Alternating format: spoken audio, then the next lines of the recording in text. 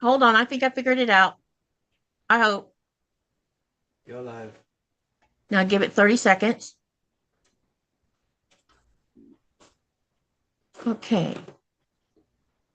This should be set as gallery. Yep, it's set as gallery. Can anyone hear us? I think something just happened. Hold on. Hey, I can hear you. Okay. Hi, Nancy. Can you hear me? And Chaunda, can you hear us? Someone send a heart.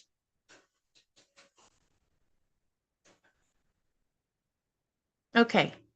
All right. Okay.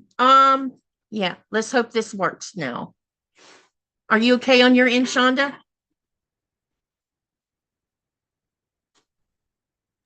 I am good. You are live. I can hear you in the chat. Like I can hear you on Facebook. I mean on YouTube. That means Okay. they can hear me too. But it's just Okay. delayed. Okay. Yep, it's delayed. All right. Okay. Pam says that they can hear both of us. Okay. Whew. I was beginning to say something wasn't working. Okay. So, hi, everybody. My name is Katy of Greenland Quilter, and today we're going to have some fun sewing with Chaunda. Chaunda's going to be working on either a work in progress or a UFO. I'm not sure. I'll let her tell you what she's going to work on. I'm going to work on a work in progress that I had only just started that had to do with it's a cotton cuts holiday mini mystery. As most of you know, I hadn't been able to sew for a month, so that means I'm way behind on everything.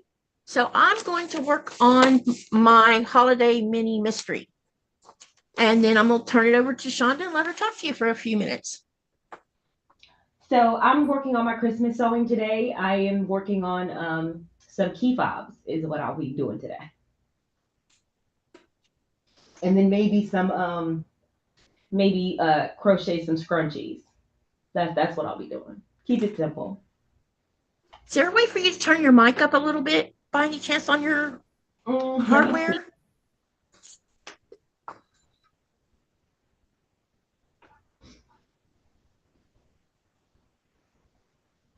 I just got a message from Sean. Did you hit the blue button? Hi, Carissa. Let me answer him while everybody's getting in here. Let me go answer Sean about, I think we got it figured out.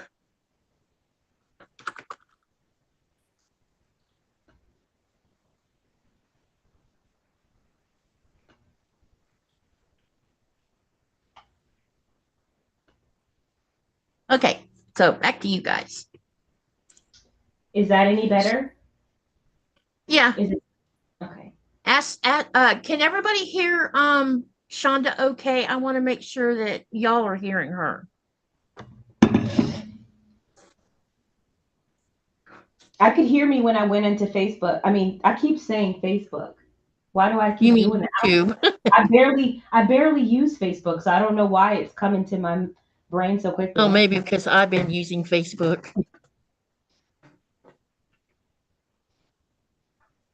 But when I did go on YouTube and listen to the chat, I could hear myself okay. Okay, good. I was just making sure I wasn't acting like I was hard of hearing or something. Okay, so what you guys can do, Andrea. Hi, Andrea. She says we are loud and clear, a little echo, but okay. I'm not sure what the echo's from. We have done everything we can from our end when it comes to that. So maybe it'll just work itself out. You can see both of us and everything, correct?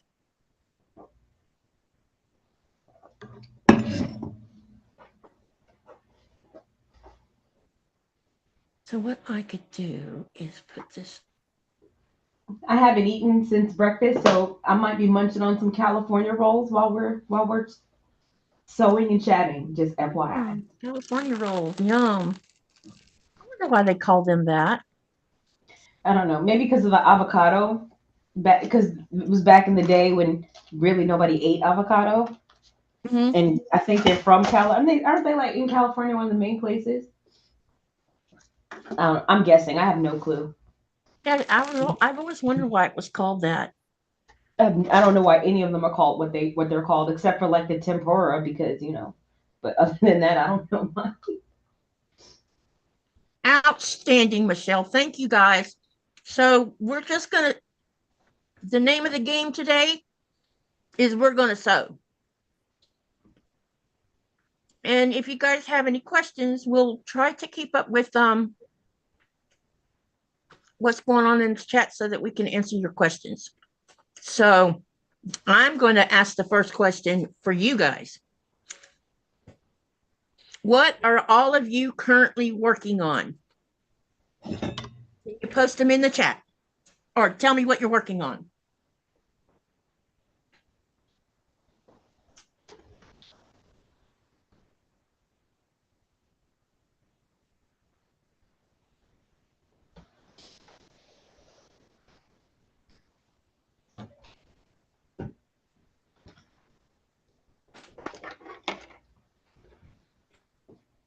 No response?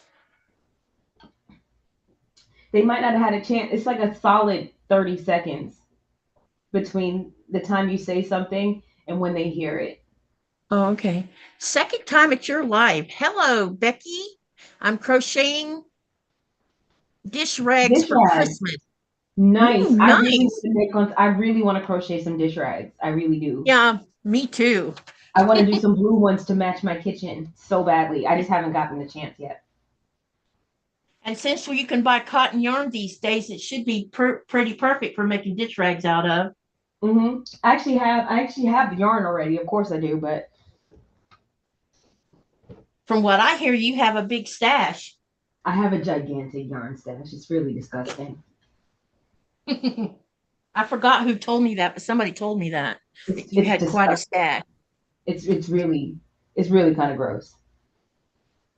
And Nancy says so far she's working on the pocket scarf.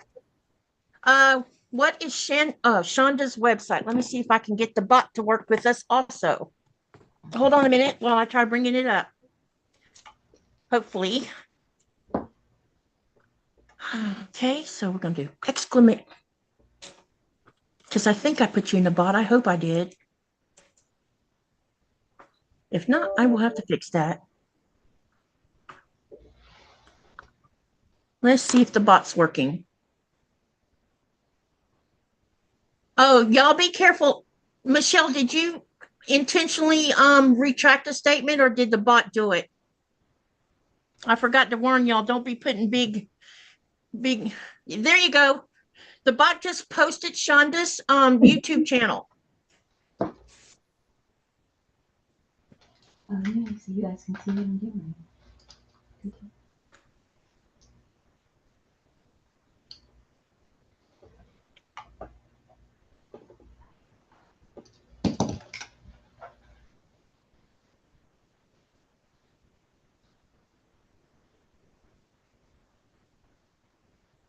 I'm assuming everybody's got their tree up, right? Not us. Unfortunately. Ours is up, but we're going with some different decorations this year, and so because of that, it I had to like we put the decorations on the tree, and it was like not enough. It didn't look like it just wasn't enough. So I ordered some more bulbs. It really needs some more lights too, but you can't put lights on after you've already put the bulbs on because that's just a nightmare when you take the lights off. So I got some more bulbs, and they should be coming on Amazon today. So I'm a little excited so we can finish decorating the tree today.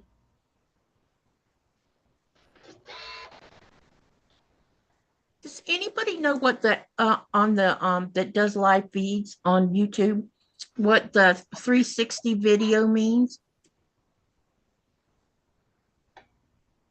360 video. Mm-hmm.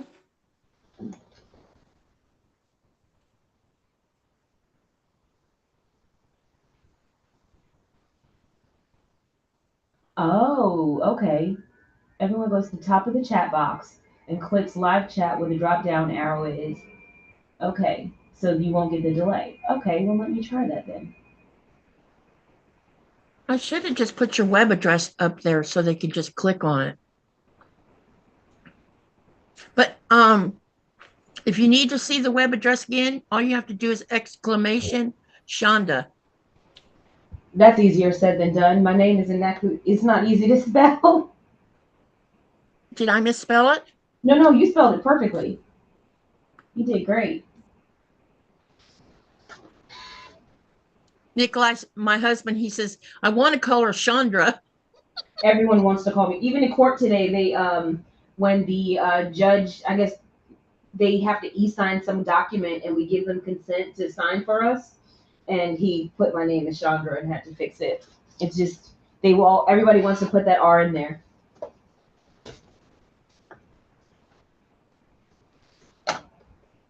I don't even like correct people at work anymore. Like I just stopped correcting people probably about 10 years ago.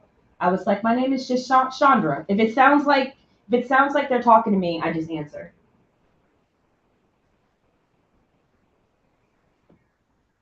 It's weird how people mess up people's names all the time. And I have an aunt named Sandra, so I get her correspondence sometimes.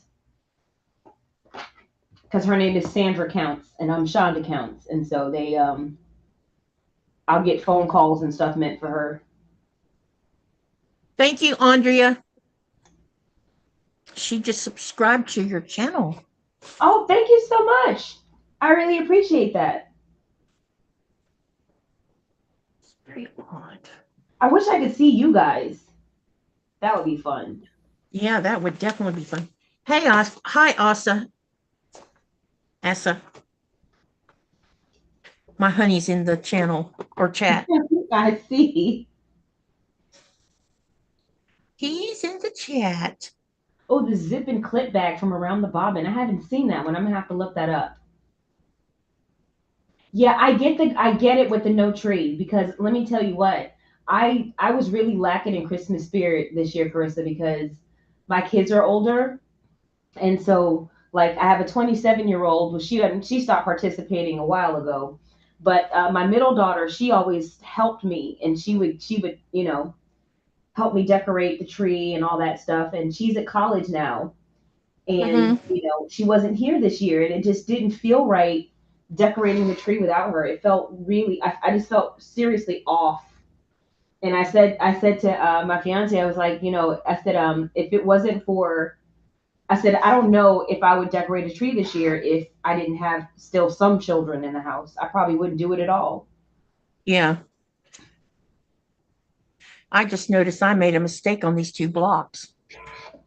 Uh-oh. Well, at least you noticed before you sewed them into a quilt. Well, I had already sewn them before I caught it. So now I into the quilt top? Now I get to visit Jack the Ripper.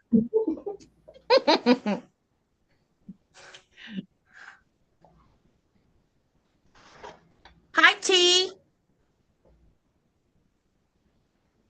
Hola. He Quilts is here.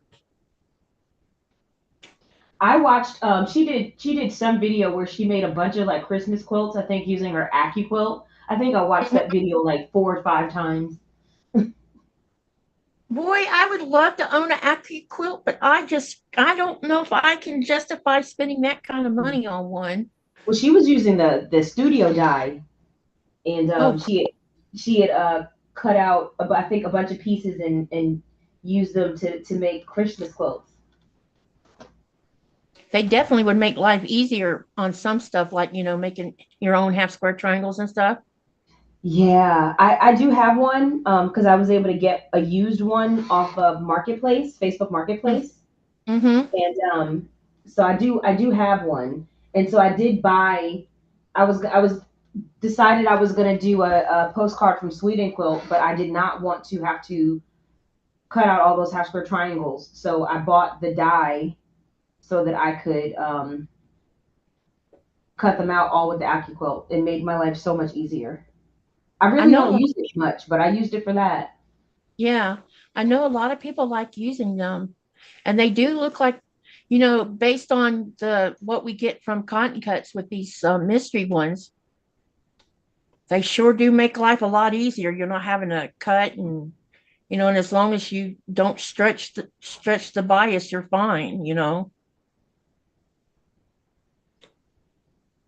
Yeah, so Carissa, her kids are 26, 23, and 22. Honestly, you should be grateful. I mean, it's kind of like a double-edged sword. Like you miss your kids sometimes, but then Mhm. also sometimes they don't leave.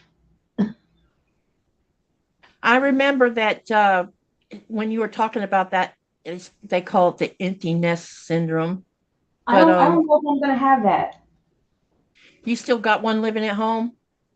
So yeah, I've got well, my 27-year-old came back in 2020 when COVID started, and her job and stuff like that. So she's been back home ever since. And then I have a 16-year-old, and then my fiance, he has a 12-year-old. 12? Oh, so Yeah, you're 12. not even near close to being empty nest then. No, no. And so because she just moved in with us in May. So before that, I was like, I got one to go. He's going to be in 10th grade. We're in the home stretch. So then when she came, it was like, dang it. I just added 3 more years. I remember that after the kid's dad had died, um it was pretty hard on all of us to start with. I had one already out, but she was going to college, and she had pretty much, she wasn't. I don't. She never came back to stay at any time that I remember. But the other two, one was 17 and one was 18 when their dad passed, and I still had my son and her for around for like a year and a half, and then Kristen, the youngest one, she's my youngest daughter. She comes home one afternoon and she says, "Mom, I want to get into the army." And I'm like, "Really? Why?" "Well, I want to see if I can't get myself together because they all were having a hard time because of the loss of their dad." And I said, "Well, why the army? Why not the Navy or I don't know, the Air Force or Air something?" Force. So she says, "Well, will you go to the recruiters with me?" I'm like, "Sure." So we went and we talked to the Army recruiter, then we talked to the Navy recruiter, and I told her I thought that the Navy might be better, because there's things that she can do in the Navy without ever having to be sent to Afghanistan. And because that's True. what I had to worry about was her having to do that. And because that's usually where they send all of the Army ones, is in the Middle East. Seems like it anyway. And uh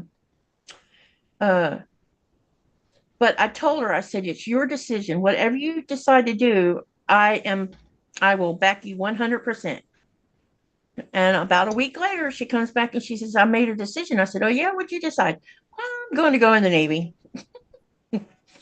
So like, I don't know, a couple months before she went to boot camp, Thomas moved out, my son. He went to live with his girlfriend. And then when she left, I thought I was going to die. I I've miss I've been a mom since I was 19, 20 years old, and I'm now 47. So after 27 years, I am ready for all of these people to be out of my house. you know It what you're might going to sound go through. bad. It's going to I'm be not too I'm not quiet for saying I'm you. not saying it might not be an adjustment. I'm not saying I might not shed a tear. I cried when my daughter went to college, but I feel like I'll get over it. You know what I mean? um I'll get over it. It's gonna be okay. I'm ready. I'm ready. Bye, T Quilt. Glad you popped in. Kelly, who was the question directed at, me or Chaunda? Probably you because you were talking about you made a mistake on Well, your aren't you block. cutting fabric too? Yeah, yeah, I am. Yeah, I am. I'm making key fobs though, so I'm personally not making any kind of block. Oh, okay. Well, I'm working on the cotton cuts holiday mystery. So I'm working on clue 2 right now, And as you can see, I'm playing with Jack the Ripper at the moment because I sewed one side on the wrong side. So I'm going to have to fix it. Yeah, I've decided to make for my kids' teachers and for family members. I decided that I was making tissue holders, key fobs, and scrunchies. So that is what I am working on.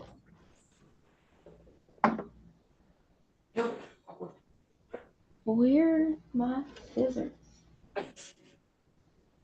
Oh,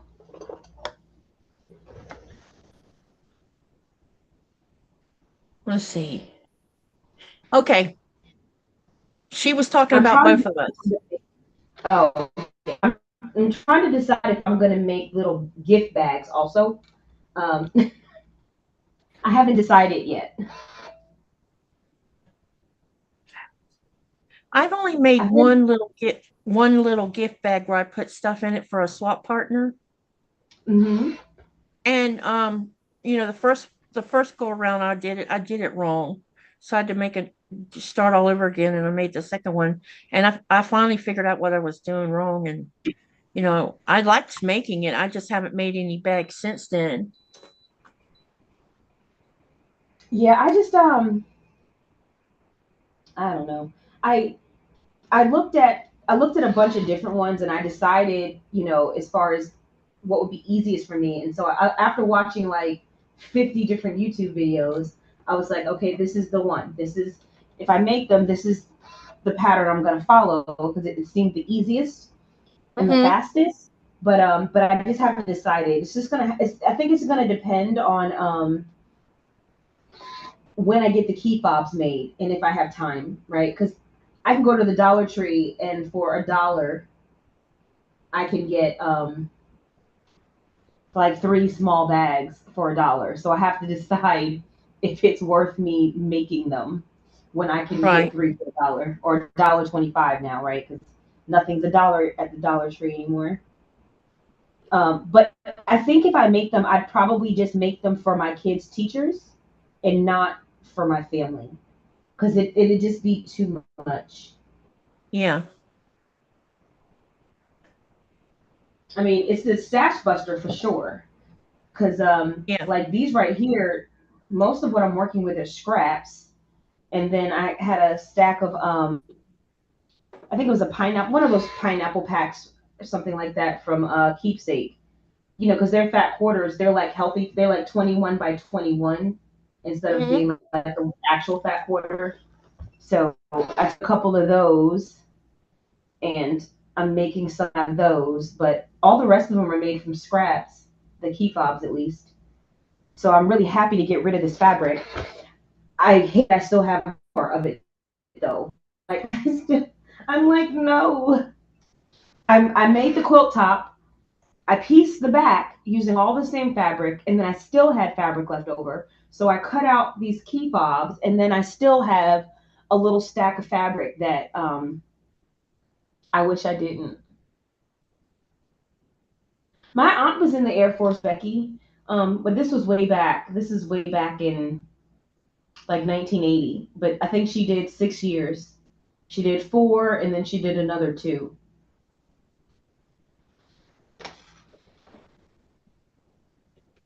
Nancy says my oldest slowly moved out into his girlfriend's apartment, and now they have been married for 13 years. My youngest moved, we moved something. I can't see it for the heart. It says my We youngest moved out from something him. from him. Then he got his own place. She's got tears coming out of the Oh, smiley my face. youngest, we moved out from him. Oh, y'all left him? You're like, look, you're gonna have to find something because we're leaving. I know when she first moved out, when they both moved, I think she might have had more friends in the house than Thomas did, and so it was always Grand Central Station. And then it was like suddenly the house was just nothing. It was no noise, no nothing, no going in and out, no doors going in and out. And for about 3 months, I'm looking forward to that, it honestly. was weird. And my little dog, she turned into a little possessive thing, you know. So if she didn't, you know, if she didn't know you, she'd try to bite you. It was hilarious. But she, you know, when she met Nikolai, when we came in the door and I had to do something in the bathroom, and so I told him where the living room was at. It was the first time I brought him over there, and I got to thinking, wait a minute, she's not barking. Why isn't she barking? And when I walked out in the living room, she's licking his face. I'm like, really? Well, she approved. I guess she was just letting you Yes, know. she did. She's a good judge of character. She adored him. And even after even when I moved her over here and he would be gone to sea and then he'd come home, I often wondered whether dogs could remember, you know, when somebody, because when we were first married, he'd be at sea 6 or 7 months and then he would only get to be home for 2 or 3 weeks. Sometimes not that, because as soon as he got home, it's like, we need you to come back to work. And yeah, and I would think she wouldn't remember who he is, but she knew who he was.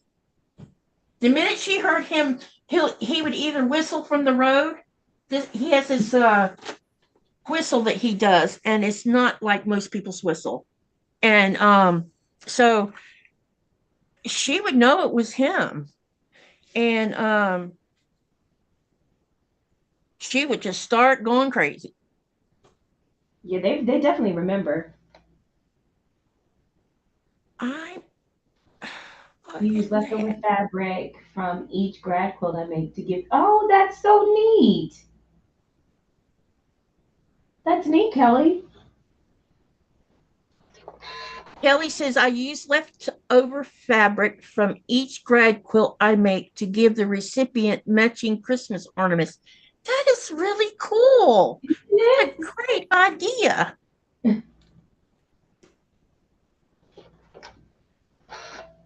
Because you know that's something somebody would actually use and appreciate. Yeah. I think I must have done these wrong altogether. My goodness, how did that happen? I might have to take the other side off. Because wait a minute. This one's okay. So now what about this other one? Oh, these are in 3 pieces. So, okay. No, I'm not going to panic here. I will figure it out. So this one's going to go on this side. This is this side. And this is. Okay. All right. Now I've got this figured out.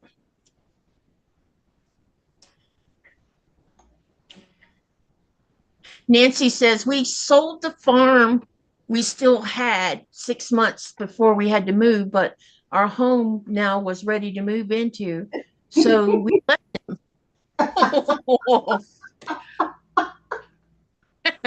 Talk about throwing somebody under the bus. That's too funny. So you either sink or swim. Exactly. Sometimes you have to do that. You know, to me, when I left home for, I just left home, put it that way. But when I left home, one of the things that my dad told us, when you leave this house, do not come back over here and do not ask for help. That was his thing. So, you know, you either make it on your own or you don't. Well, I would have been in a tough spot because I had to come home a couple of times. Or Yeah, I somebody's had home. to go stay at other people's houses because I had to find a place.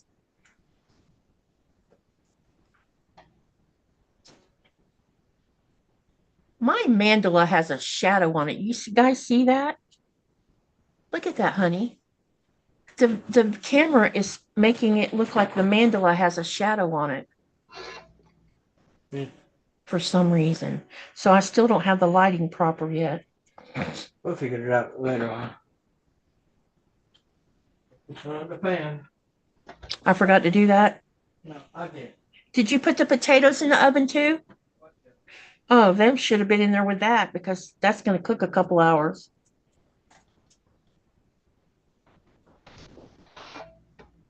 I almost forgot to put the roast in the oven before we started. I have to. I did not See have you time. later, Kelly. I hope you come back. Bye, Kelly. Carissa says, I would gladly let one of mine move in with me again. Yeah, I mean, I miss my kids all the time. Yeah, I mean, letting them move in is fine. It's just when they stay too long. And in this day and age, it definitely behooves all of us to try to, stay close to our kids. Yeah, and I told my daughter, I was like, look, I know that your options are limited. It's gonna take you some time because like she was living on her own. She had a roommate, and then her roommate got hurt, and because she got hurt and she was getting disability from her job, it wasn't her full pay, and she couldn't afford to pay her rent. And Yeah. so she came and stayed with us. You know, it was supposed to just be, just for a moment. This was like January of 2020. And then, of course, then 2 months later, COVID hit. And then her job, started getting a bit, where they were cutting, because she was in retail and they were cutting her hours. Um, and then, of course, the economy changed to where rent like got ridiculously expensive. And I was like, look, I know that whatever we planned when you first moved in here, we're going to have to adjust that plan because the rents are too high, and I get that. But we still need to have the goal of moving out one day. Hi, Robin. Hi, Myra. Hey Yes, we're guys, really live, Myra. And absolutely, Nancy absolutely, said Maria. Nancy said he wanted his girlfriend to move in, and I said no because this house only had 2 bedrooms. That makes Yeah, sense. if you want to live with your girlfriend, you and your girlfriend are going to have to find another place. Yeah, That's yeah. one thing I'm not doing. Now, You if know, my kid had a kid, it would be different. If there was a child, that would be different. yep. But if it's just you and your girlfriend need to go find a place. Y'all need to be roommates with somebody else because that I can't do. Hey, honey, I think our Myra is in the chat. We have a friend that lives in Florida that I have known for a really long time, and she has caught the quilting bug. Yeah, once it gets you, it's got you. Hi, Beverly. Do you find it disorienting to see the lag between us and the Zoom window? Hey, Beverly, how you doing? Are you sewing on anything? Yeah, tell us what y'all are sewing on. Some have already told us. Myra, are you sewing on anything?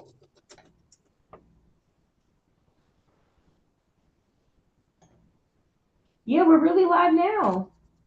It's my first live. Hi, I didn't, Donnell. I didn't know how to do it. What do you think about it? I know it's weird the way everything has to go together, but what do you think of it? It's kind of like being on a Zoom, but Yeah, because you don't really know you're live. Like I can't see that I'm live. You know what I mean? So it's kind of yep. like being on a group Zoom. Is kind of what it's like. Well, it's because I'm using Zoom now. You can actually go live straight from YouTube and see yourself on YouTube. It's just Hmm. I don't know that you can do that with 2 people or not. I don't know. I will have to ask Sean that question. I use Zoom so that we can have secondary.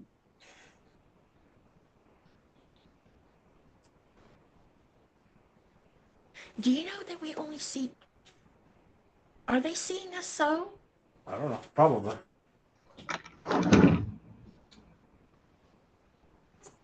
I'm about to start sewing up these key fobs. You're coming along on that.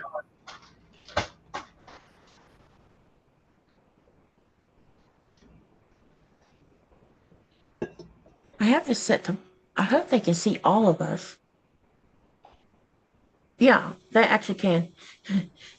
Donnell says, loving your antlers, Katie. Yeah, I I know, like I these like you antlers too. too. They're very cute.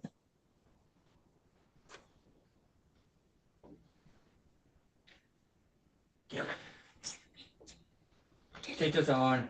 Thank you, my love. So I think they just see when we're talking. Oh, okay. Or it's just us that see it because I have that other yeah, you're right. So I don't see both of your cameras. I just see the one when you talk, your main camera. Oh, okay. Hey, honey, Myra says Bill is going to buy something for my dining room to convert to craft and dining hybrid. That's great, Myra. Because she's sewing in her dining room and she has this really long dining table, Chaunda. And I was telling her that she should reduce the table down to the smaller size when she's not using it for family gatherings.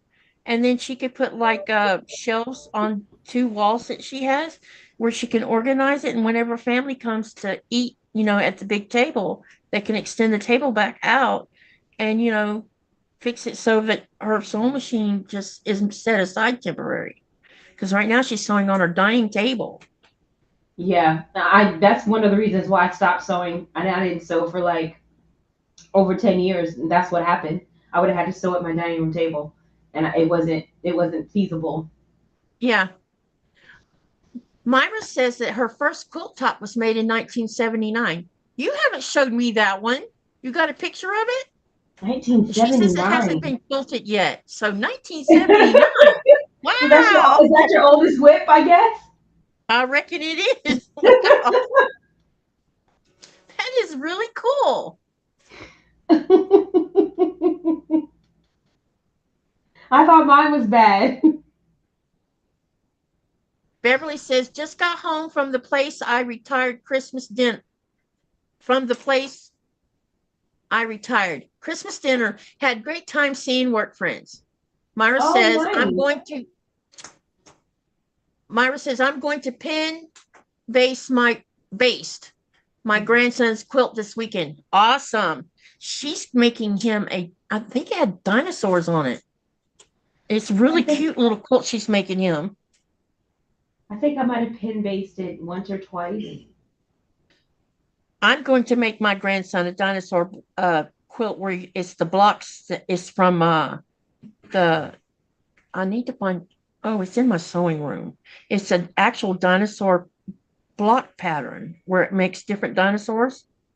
And I'm gonna make that one for my grandson because he loves dinosaurs. He loves dinosaurs and space. Oh. And he's 7 years old.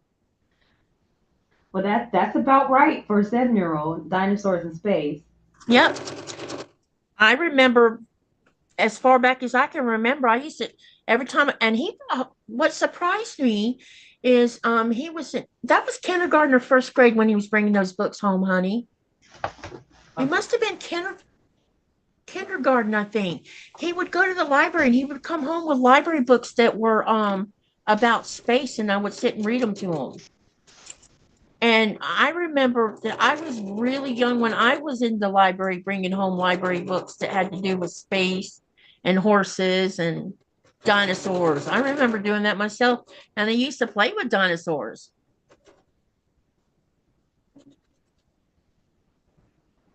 Funny how you remember things. I don't think I ever had a dinosaur thing. I had a boatload of them. And a bunch of the play horses that you could, the little plastic horses.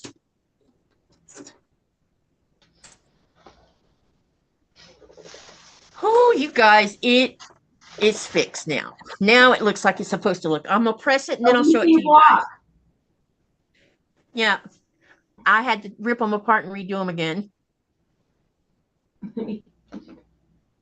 So there's two of these. So I'm going to press them, and then there's some more pieces that gets added to it. I love how like I cannot tell what I know, right? Like you cannot. I will say that about that puzzle mystery quilt. It is true. You cannot tell. Even Nope. when you get to the last clue, like you cannot tell until you get those finishing instructions. And then you're Yep. like, oh, I had no clue. Exactly. I'll tell you, I don't think I'll ever do another Bonnie Hunter mystery quilt. I don't think I'll ever do that again. Was it that hard? It's a lot of sewing. It's a Really? lot. Yeah. And so it's a lot of sewing. And then when you get to the end of it, because you don't know what it's going to be. And so when I got to the end of it, we're going to need to chat in a moment. So when I got to the end of it and realized that like I had sewn like 300 plus half square triangles that were for a piano key border, which I didn't like, not piano key. What do they call that?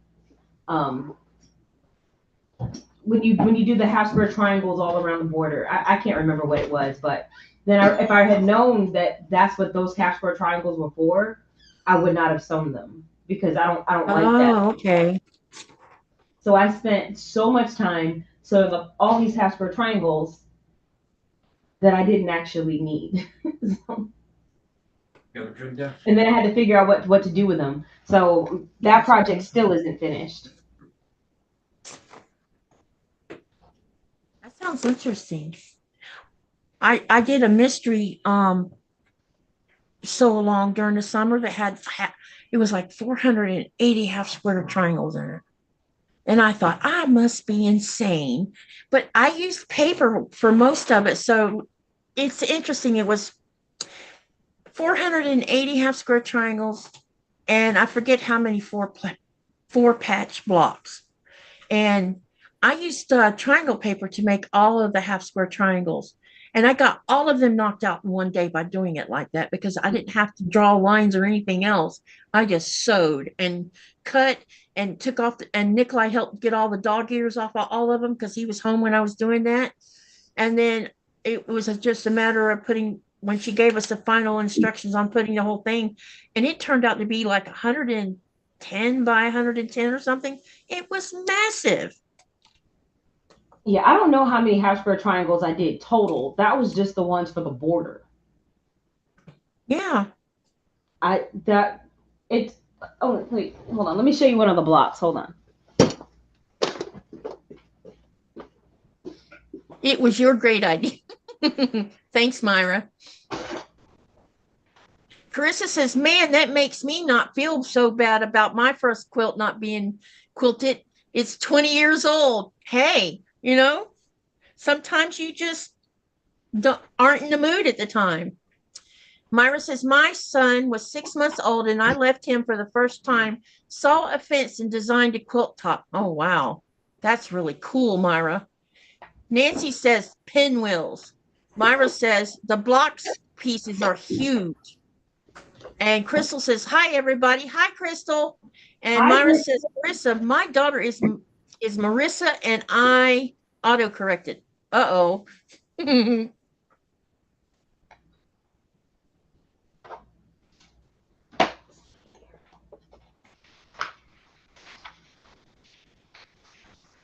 Yeah, you can use triangle. You couldn't use paper for it because it's so scrappy. Oh, really? It's all scraps. So you would have a zillion different pieces of paper then, I take it. Yeah, yeah, they're all. I don't know how you would do it from paper. I really don't. Some people don't like the paper. Oh.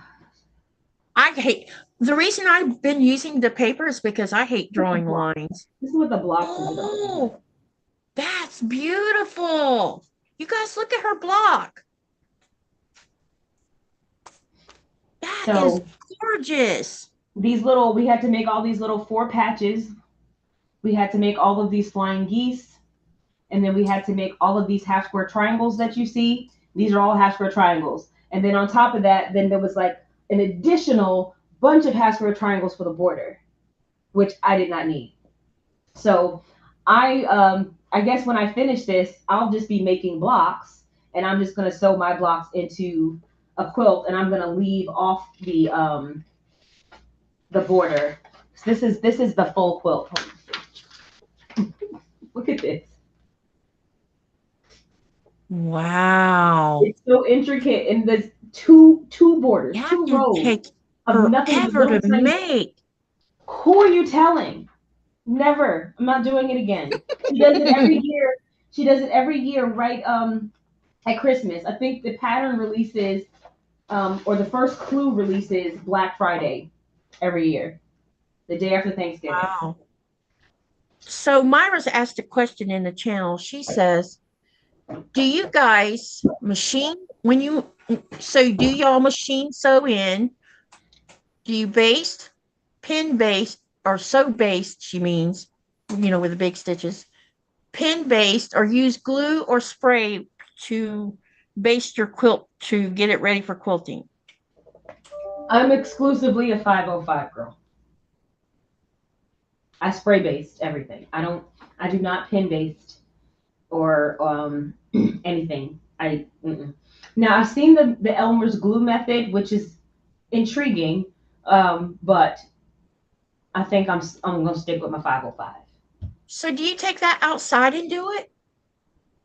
No, I probably should. I'll probably have cancer when I'm 60 from breathing in all the glue. But no, I don't.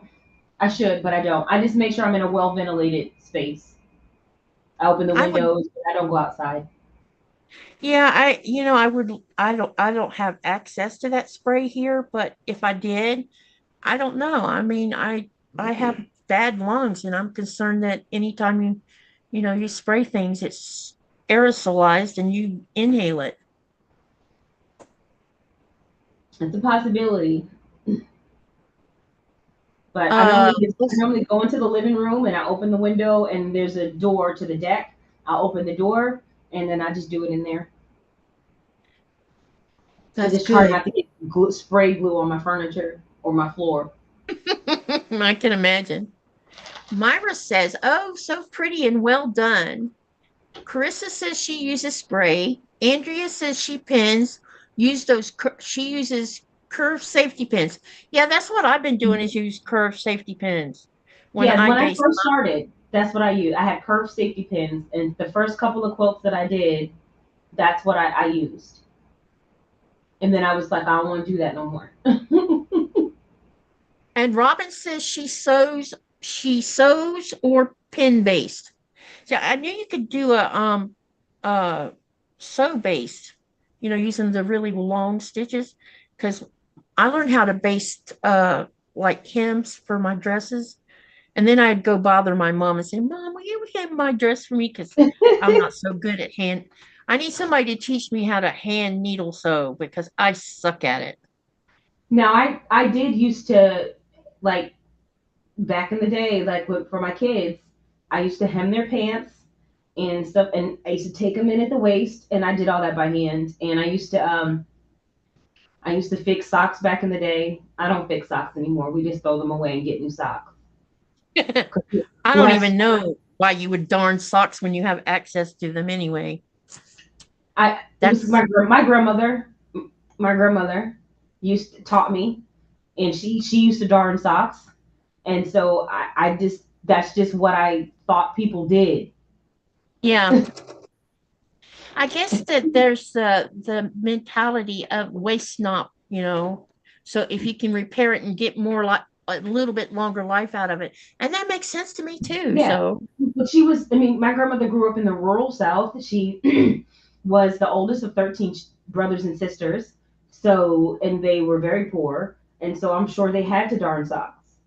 yep. But in the year our Lord 2023, we don't need to do that anymore, unless they're specialty socks. I do have a pair of specialty socks that my fiance asked me to repair for him. I think it was 2 years ago. I haven't gotten around to it yet. And one day. Says she has 505 herself, but doesn't know how to use it, or she's never used it. That's what Yeah. she said. Yeah, I love 505. I wait for a quilt in a day to put it on sale for like $12 a can, and that's when I get it. Oh, these. I don't pay full price for it. I wait for it to go on sale, and then I hoard it. Like I hoard it. So it went on sale, but I didn't need a lot, so I just bought. Like I already had some. I I have a few cans, so I just bought one can. That's why I have it at the ready, because it literally just came in the mail a couple of days ago. How much does that cost a can? I get it when it's like $12 or $14. I was thinking about when I go to the US, I'll just buy some and put it in my suitcase and come home. And then during the summer months, we have two portable tables. They were big, long portable tables. I put them outside and basted on top of the table. And Yeah, there you go. and while Nikolai's home, he could spray it for me. And you can see if you like it, because some people don't, you know. Some people don't like it. I it's my preferred way to baste. Hi, Joy. Hey, Myra, did you join the Greenland Quilter group where you can post your pictures of your quilts and what you're working on? I wonder if I don't know if I put that in there or not. So this can Right. this can was $10.99. I just looked up my receipt. So it was on sale for $10.99. So that's what I wait for it to go on sale.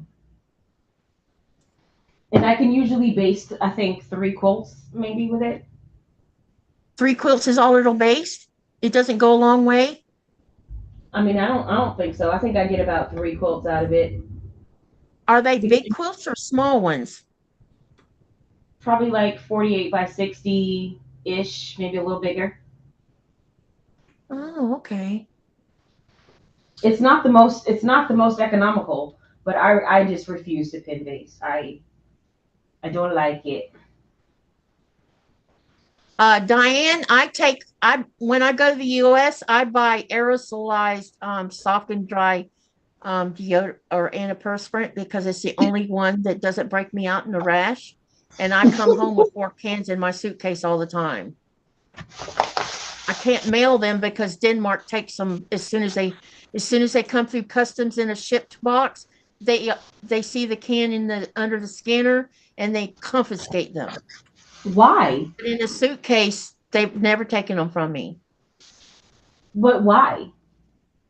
Because they're aerosolized. You guys aren't allowed to have that over there? No, it's something about, well, I don't know why Denmark has that rule, but if you're mailing an aerosolized can of whatever, they don't know what it is when they're running it through the scanner. So maybe they think you're trying to ship something illegal. I don't know, but it doesn't matter. I've lost like 6 cans because of that, because my friend bought 6 cans and stuck them in a cooler with other things that she sent, because she usually sends me a box once a year, and they were in there, and when they opened that cooler, took out the cans and left everything else alone. Hi, Terry. That's so weird. I'm glad to see you in here, Diane. Diane, you remember meeting Diane the other day, Chaunda? Yeah. Hi, Diane. Hi, Linda. Oh, you're from North Carolina also, Joy? Or Joy T? Am I saying that right? What part of North Carolina?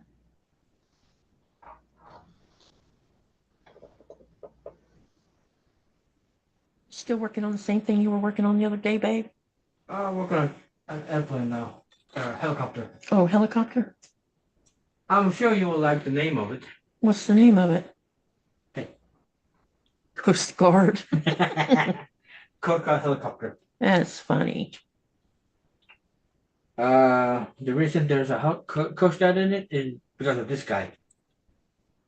Oh, the kayaker? Yeah, that's what I thought, Robin. I thought maybe it had to do with climate change. Like, you guys probably aren't allowed to have that. You know, America, they don't care. They don't care about the climate. They let us just do whatever we want over here. The wild, wild west. Robin, I know that, but these they took the floral. They don't put fluorocarbons in the aerosol anymore. They use something else for those cans, and there's not very. It's the only deodorant. I can't get the deodorant in any other form. So that's why.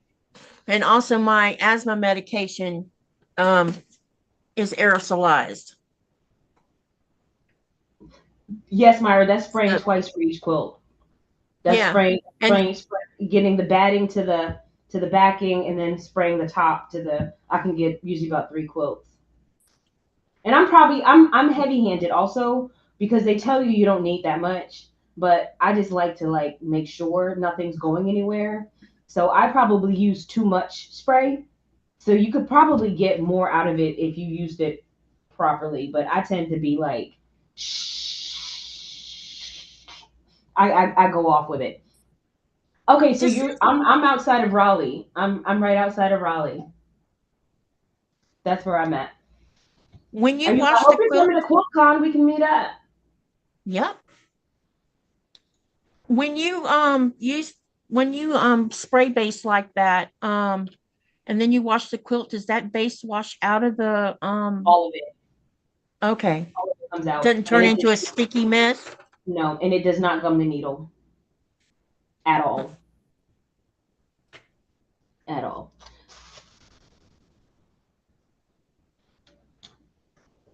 Joy says, Charlotte area, where are you? Oh yeah, I just answered her. I'm right outside of Raleigh. I don't make it to Charlotte too often, but I think the last time I was in Charlotte was we took the kids to Great Wolf Lodge. I think last summer. And that's the last time I was out there. No, I was out there for a wedding, but that was also last year. So yeah, it's been a year since I was out there. Oh, about QuiltCon? Yeah, she said I was just gonna say that. Yeah, because I know Katie's coming. She'll be here. Yep. I found a cute little Airbnb to stay at. Well, actually, Christine found the B&B, Airbnb. She's good at that kind of thing.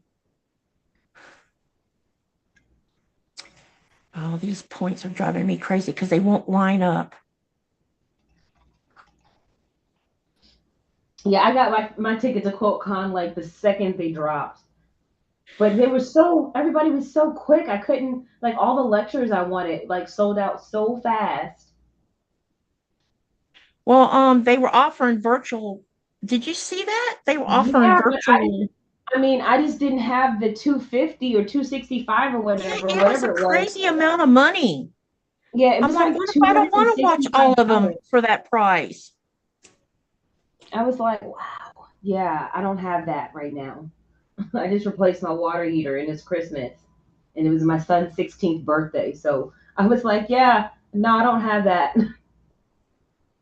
Yep. Yeah, I got that email about it. Something is, do you smell that? It's the meat. It's not the meat I smell it. Is there something smoking over there? No, none. Okay. I smell meat. Okay. The oven's still at 180, right? Yeah, I haven't touched it. Okay. What are you cooking? I am making roast beef with gravy. I cook it Nice. all together and I cook it, for a couple hours so that it just slowly cooks. And we're Hmm. going to have baked potatoes with it and probably steamed broccoli. That sounds like the meals that I make. Yep. Usually Something meat. easy and yummy. Yep. Something I don't have to babysit. So today we're having well the only thing I'm cooking is green beans, so I'll probably step away for a moment just to cook the smoked meat, pop it in the pressure cooker. So yeah, we're just we already cooked barbecue chicken and they had I that last love night. barbecue chicken. Yep. So they ate that last night, and but there's chicken left over. But they finished all the sides, so all the broccoli is gone and all the potatoes are gone because that's what we had. Roasted potatoes, and broccoli. All of that's gone. I knew I had this, so cooking potatoes wasn't going to happen today. So I got some Bob Evans mashed potatoes, which are not bad. If you have not had Bob Evans mashed potatoes, you should give them a shot because they're actually real potatoes. And That's all we make is real potatoes here. You want to hear somebody get feisty? Buy mashed potatoes from KFC and try to feed it to your husband. yeah, yeah, they're not real Oh potatoes. boy. He's like, Now, this is not potatoes. This is garbage. now my fiance, he will make those sometimes. He does kind of fix them to make them taste better, but I just prefer Yep. actual potatoes. So the Bob Evans ones, they're actual. I just discovered these about a year ago. I had never eaten a store bought mashed potato in my entire life, ever, until about a year ago, when I was like, let me try these, and I was like, oh, these are actually okay. I don't like the garlic ones. I don't like the flavored, but just the plain mashed potatoes, they are not bad. Yep. Diane says that her and her mom are basting her small hollyhock PMQ today. It's all pins for us since the nearest quilt store is over 30 miles away. Ouch. That's And then far. Joy says, yum. And Beverly says, yummy. And Robin says, they are having pizza. I wish I was So having pizza today. here's one for you. Somebody, when I get to Florida or Georgia or wherever, I want fried okra. Oh, I love fried okra. I miss it so much. We have frozen okra. I I should refuse. have It's one of those cornmeal. foods I've never even tried. I just refuse to eat it. You don't like it? I haven't tried it. I refuse to eat it. You know what? There's a difference in how you cook certain okra. Some people don't like okra. Now, when I was growing up, my mom, besides frying okra, which you use cornmeal and flour together and then you fry it, she would also take and make sure that she didn't pierce the skin in any way. And she would go out to the garden and pick a whole bushel, a bunch of white acre peas or black eyed peas. And she would get the water started with salt and smoked ham hock or whatever she had on hand, and put the peas in there. And when the peas came to a soft boil, she would turn the heat down to like medium, and she would lay the okra on top of it and season it a little bit and not disturb it. And because some people complain that okra gets slimy when you boil it, Yeah, and the only it's time how I've you ever make had it it that was in makes a it like gumbo. that. But if you like it in gumbo, I like it in gumbo because it makes the gumbo thicken. You don't have to cheat and add extra. Yeah, that's But the and only my husband time. likes That's gumbo. the only time in a gumbo. One time I had okra. You didn't like it? Oh No, it was fine. wow. It was fine. But like to me, once you say like, I think she was like, my mom said I don't like okra because it's slimy, and that was really all I needed. I didn't need She anything said else. it. Yeah, I Now, understand. Carissa, if you buy your 5 on 5 on Amazon, if you're in the States, you might want to consider looking at quiltinaday.com, because you're gonna. I'm an Amazon fanatic, and I never buy my 505 on Amazon ever because it costs twice as much. I Sometimes would, I use Amazon, but not all. Mostly it's DVDs and and Blu-rays. the I like to shipping is buy from only them. $5. They only charge. I think it's $5 for shipping, or $5.95. It might have gone up to $5.95, but that's all the shipping is. And they're based in California, so there's no sales tax. That's interesting. Well, you could tell them about my mashed potatoes if you like them.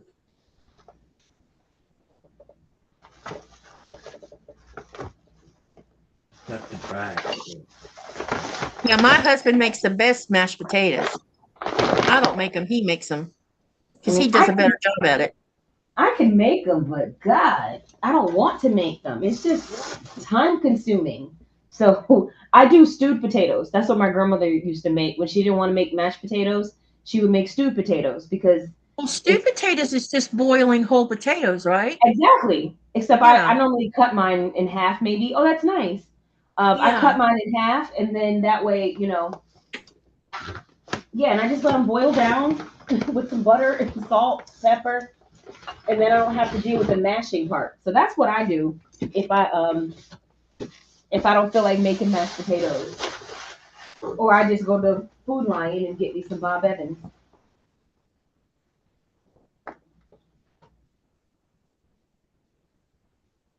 I guess $14 isn't bad for the small can or the big can. Huh? So Carissa says, I never pay more than $14 a can or less, free shipping. So I'm wondering what size can you get, because I can't find it for that price on Amazon for the big can. Maybe she knows what size can it is.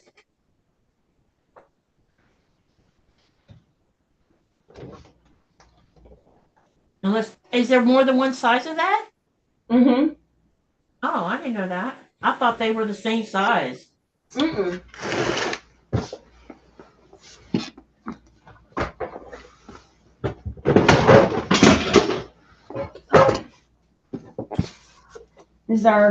It's our small can and our big can.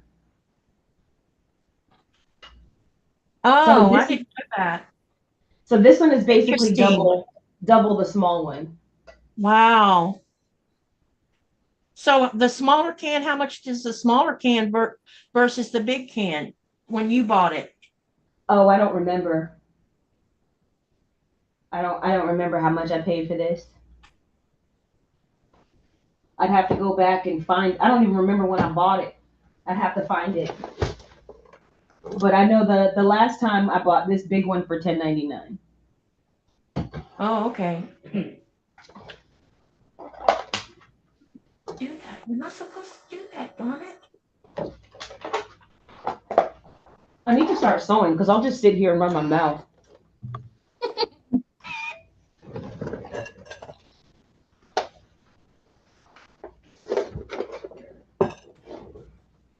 This one's giving me a hard time. The ironing. Yeah, or this one block's not pressing the way I want it to press. Yeah. I want to test run the acorn, but I'm kind of reluctant about trying it. You want to do what? I did buy me one of these acorn kits, but I'm a little reluctant about using it. Oh yeah, I got one. I never bought. It came. I got one in one of my Sew Sampler boxes, I think. Yeah, I bought this because I have stopped getting this Sew Sampler. I don't know. I stopped in 2021, I think. And when the switch over from the old pattern or from the year-long pattern to the next year-long, I switched it then. I just wasn't happy anymore. So, because it was the same fabric all the time. But anyway, I want to try it, but I'm scared of messing with it and then it not come out right. Thank you, Myra. I don't see how you can mess it up. Well, You said I don't if your know. mashed Maybe. potatoes end up like glue, then it's. I think if you over mix them, I think that. So somebody said you Look are what Robin originally. said. No, Joy T, I'm not originally from North Carolina. I'm originally from New York. I moved here when I was 19. So you like your okra broiled with beef and tomatoes like an okra stew? Yes. So like in a stew, you don't get the texture, and I'm fine with it. You don't like mushrooms because Myra said I don't like mushrooms because my sister said they taste like pencil eraser. That's funny. Oh my gosh.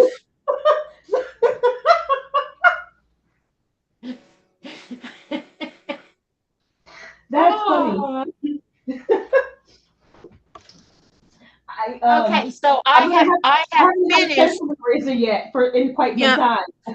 time. So I finished clue 2, and this is one piece. I had to make 2 of these.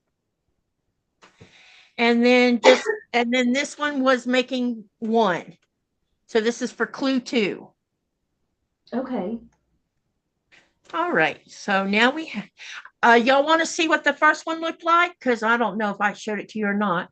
Talk to Beck about it. She uses acorn all the time. Yeah, her and a lot of other people do. I'm just not sure I want to or not. I don't know. Maybe I will. We'll see. You can't really mess it up. Well, the only thing is I've noticed that I think I figured out what was triggering my asthma because I I had another iron and I accidentally dropped it on the floor and it melted on the carpet, so I had to throw it away. But anyway, I was using it steam in it, and every time I was pressing with steam, within about 30 or 40 minutes, my chest was tightening, and I realized maybe it was the steam in the iron causing it. So I'm kind of wondering if I won't cause the same thing by putting something on my fabric. I mean, can you use unscented best press? I don't know. I haven't tried unscented. I know that I've tried the scented the one that definitely didn't start out triggering my asthma, but now does. Because if you're worried about the liquid, so Acorn is it's called the Acorn Precision Piecing System, and basically Yeah, I was you about get to show them. this little tube of liquid and then a pen, and basically it's like when you're trying to get your seams to press open, or something like that. But So that's the tip of it. So you put the starch inside of it that comes out of this bottle. But like she said, and I've heard other people say, you can also use best press. Crystal says Acorn has no scent. I don't think it's about the scent, you guys. I think it's about the when heat hits moisture, it creates steam, which aerosolizes moisture, and then I inhale it, and that's what's triggering my asthma. so if you boil a pot of spaghetti, you get sick. I don't boil. Oh, I don't stand in there over the pot. Come to think of it, but I didn't know I had. See, this is so complicated, you guys. My asthma. There's several kinds of triggers for my asthma, and I didn't realize until I moved here to Greenland what one of them was, and one of them is environmental changes. So I could tell you a week before a cold front was going to drop over North Florida because my asthma, my chest would tighten and I would start having issues. Um, in the winter months in North Florida, we have humidity that's very high, like 85 to 90% humidity. And that was probably why my asthma would be so crazy. When I moved here to Greenland, yes, it snowed. The first 6 years here before the weather started changing, actually my asthma hardly bothered me, which was pretty darn amazing. But now our weather is changing, and now we're getting rain more often than we are snow. And snow, is dry. It doesn't put tons of moisture in the air. And I didn't realize that it was the humidity that was triggering my asthma. And then I went and took a hot shower one night, and I was really cold, and I had cranked up the heat, and I triggered an asthma attack standing in the shower. Wow. Yeah. As soon as my chest tightening, I'm like, uh-oh, this is not cool. Okay. Myra says she loves her tailor press. Myra, is it like a starch pen and you put it right on the seams and then you press it with your iron? Myra says, okay, it really was so she could have my mushrooms. I'm 4 years younger. So Terry says, Myra, tricky sister you have. I wouldn't eat mushrooms when I was a kid. I wouldn't eat mushrooms. I didn't either. It wasn't until I made adulthood. I didn't eat onions until I was about 30. You know what else I didn't eat as a kid that I eat now is shrimp. Oh, I always ate shrimp. I always liked seafood. No, I didn't like shrimp when I was a kid. I don't know why. Strange thing to not like shrimp, but I didn't. And I think I ended up liking shrimp because somebody took me out to Red Lobster one time and they ordered shrimp scampi with their it was like a fish and shrimp kind of thing. And they said, why don't you order some shrimp? I said, I don't like shrimp. Well, maybe you like shrimp this way, because I didn't know what shrimp scampi was. So he said, here, try it, take a taste. And I'm like, wow, that really tastes good. So now that's what I make is shrimp scampi because I like it like that. Okay, so clue 2's done. But you don't like the raw ones. You are not going to convince me to eat raw shrimp, my love. No way, Jose. Chicken. I have definitely eaten raw shrimp. You could? I've done it. Well, I mean, if you go to a you sushi hang spot, around you're gonna eat some Greenlanders raw too much, they eat a lot of raw things. Raw shrimp, raw fish, raw whale meat. Me, I'm not eating any of it raw. No, thank you. Not even sushi. It's like mind over matter. Robin, I don't have humidity. You mean while I'm pressing? No, I haven't thought of using a dehumidifier when I'm using pressing stuff. My tailor's press after steam iron works great. Are you talking about one of these, Myra? Because I use these. I have 3 of them. I never use my tailor's press. I don't have steam in my iron either. I don't have water in my iron, I mean. I really like steam because it makes the seams lay so flat, but oh, I love steam. I love yeah, I really steam. do. But I found that my quilt, my results are better without it. I think I'm a little too heavy-handed with the iron, and I tend to press stuff out of shape. And so keeping the fabric dry prevents that. Well, when I dropped the iron that I was using for steam and the carpet melted on it, there was no way I could get the crap off the bottom of it. And it had been leaking water already. So, I'm like, I just chunk it. And I had a new iron for over a year and I just hadn't used it. So I'm like, maybe I should put steam in it. Let's see if my asthma acts up while I'm pressing without steam. It's not triggering my asthma. So it had to have been that. Or there was something wrong with the iron itself. One, Was your fabric pre-washed? no, I don't pre-wash anything. Right. It could be the sizing, the stuff they put in the fabric. Could be. It could be that it might not be well, you said you have problems with the shower, but that could be part of it too. It could be some of what's coming off the fabric. So Vera says, Katie, I am just curious. Why did you and your husband move to Greenland? My husband is a native Greenlander. So instead of him moving to our home country, which is the United States, Greenland is his home country. He's lived here all of his life. So instead of him migrating to me, I migrated to him. And I migrated to him because it made better sense. Because have you seen our immigration system of our country? It's a mess. So it wasn't worth all of the, you wouldn't believe all the crap that immigrants have to go through to even live in the United States, much less want to become part of the United States. All I had to do to live here as a resident was every year for the first 3 years, I had to do paperwork. He also had to do the same paperwork. And if our paperwork didn't look the same, they would pop it back, but they never did that to us.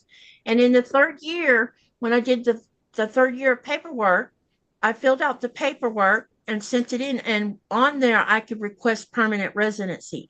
And so that's what I did. And this coming up year, I have to redo the paperwork to get a new residency card that gives me permission to live here for another 12 years come 2024, right? 10 years. Or 10, no, it's 12, honey. Okay. Because that's what that date had on it anyway. So yeah. So, every so often you still have to do the thing, but here's the kicker to all of this immigration stuff. When you come to Greenland to live and you do all this paperwork, you don't have to pay money. In order for you to even get a residency card in the United States, it costs about $1,800 US. Are you serious?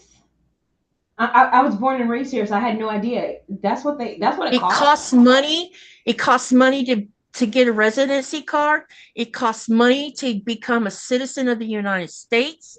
I mean, there's a whole bunch of bullcrap stuff that happens in order for you to even become a citizen.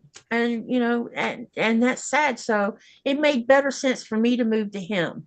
If I'm not mistaken, I read an article where a person waited 9 years. Yeah. He knows somebody that took 9 years, but I know somebody who married a Colombian, and she has waited 9 years to become a U.S. citizen.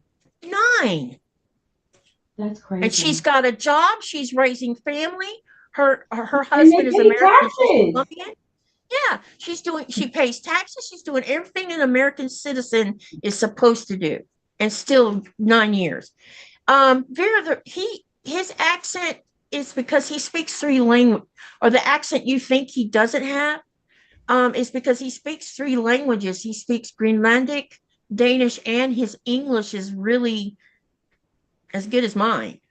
The only time we ever see a problem is if he says something I didn't understand to begin with. Bye, Myra. Are you having to leave?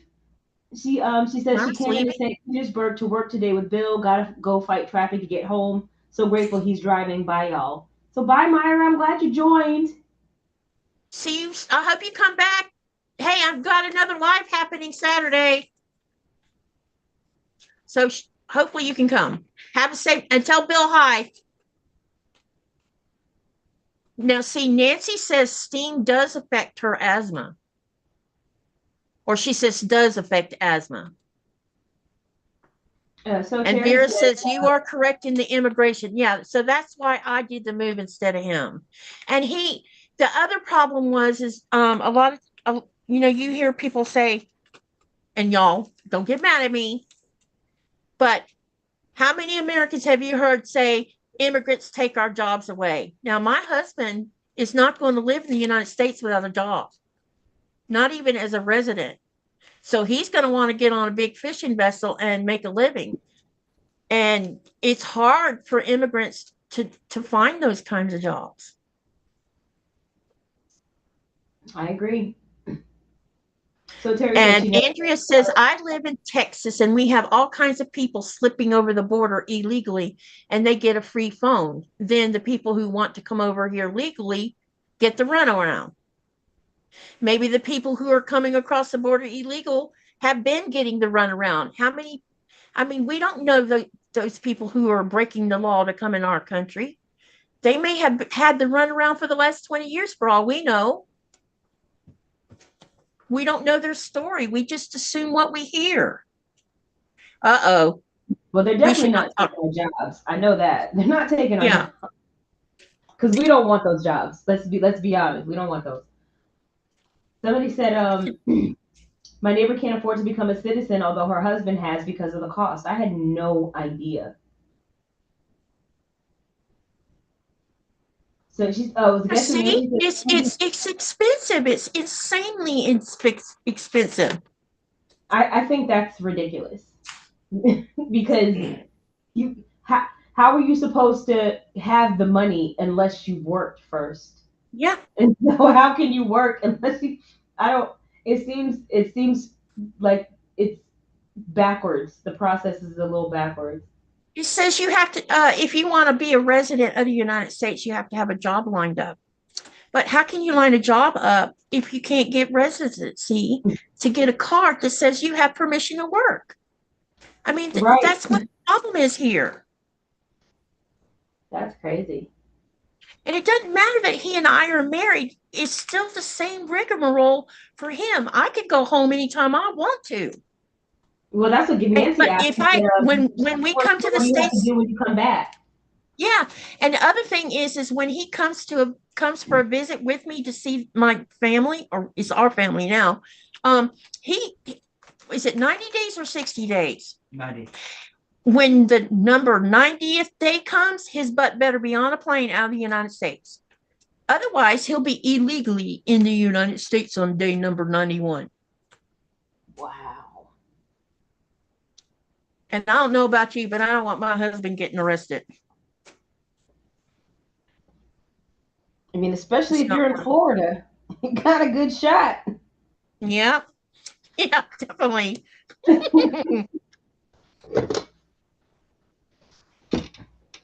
Because I like to stay like 12 weeks when I come so I can get, part of my time in Florida and the other half of it in California.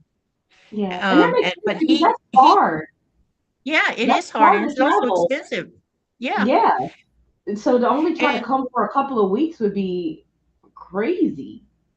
it's not even worth coming for a couple weeks. That's the problem Right. because of the cost of flying. Whoa. Vera said it cost my son-in-law over $10,000 in 8 years to become a citizen from Switzerland. Are you Yes, kidding see? me? Are you kidding me? This is why people this is why people migrate illegally. They cannot afford the money. And we Who should has really change 10 the subject. grand? That's Wow. crazy. How long have you been married? Joy T says. Well, she's asking you. Are you asking me, Joy? Yeah.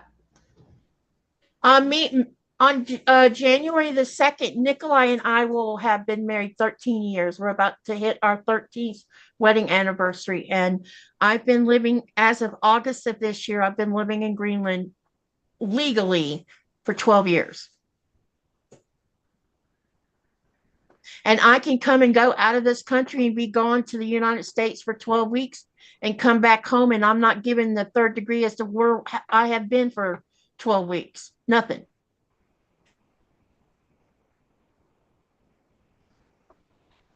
Wow. I mean, I knew our immigration system had issues. I never knew that it cost money like that. I never knew Yeah, that it a was lot of people don't know expensive. this. All they hear is the rhetoric of it, so they just think that, well, there must be something. Maybe there's some truth to everything that's being said, but until you meet somebody or talk to somebody or know someone who's been trying to become a legal citizen or live legally in the United States and find out, well, it's not just about paperwork; it's about money and it's about Yeah. all these I knew things. I knew about the paperwork. I knew about the paperwork and I knew that it can take years. But I did not know that it was expensive. I did not know that. Yeah. So this is what the next kit looks like, you guys. Maybe I won't flip them off. Told you I would. Anyway, we have some, here, I'll show them to you. We have some small red ones. Why is this dark?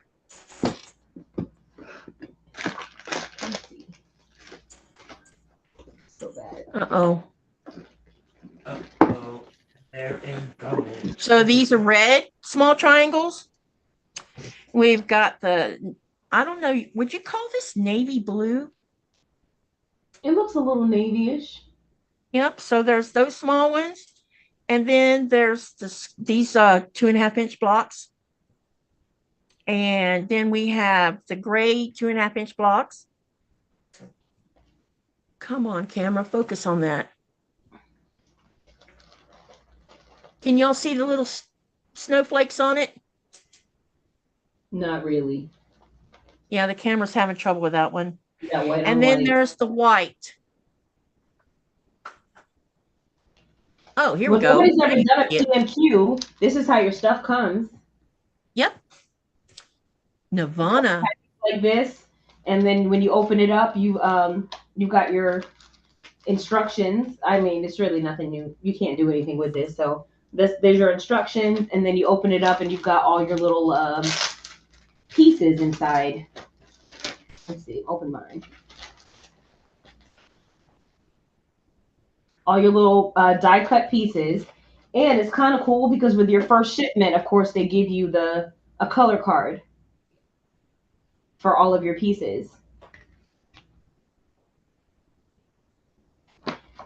I haven't sewn mine together, as y'all can see. I'm saving mine. I'm saving mine for when I feel like sewing, but I don't want to cut. So maybe like if I'm on vacation and I'm bringing my sewing machine, or if I go to a retreat, or if I do whatever, that's what I'm keeping it for. Joy, things have changed in the last 20 years when it comes to immigration. It may Oh, have you been do? easy back in the 90s, but not anymore. And probably that all changed after the 9/11. after September 11th, when the terrorists got, did what they done. That's probably when the immigration and all the other things changed. They got stricter about who could come into the country or how they come into the country. Math Geek, is yours called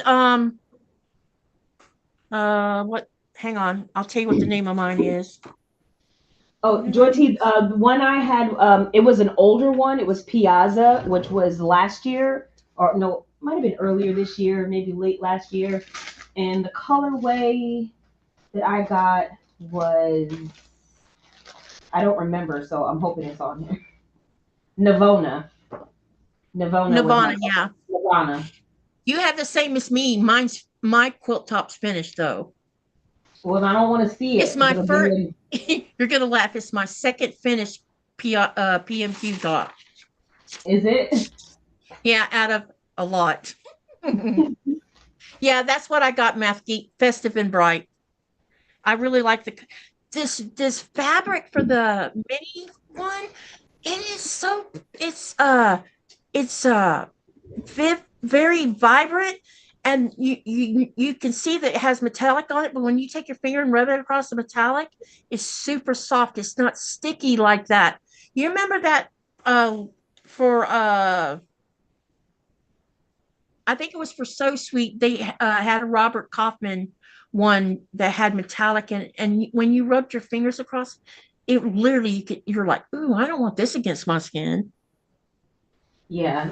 Metallics, if not done well, don't feel nice.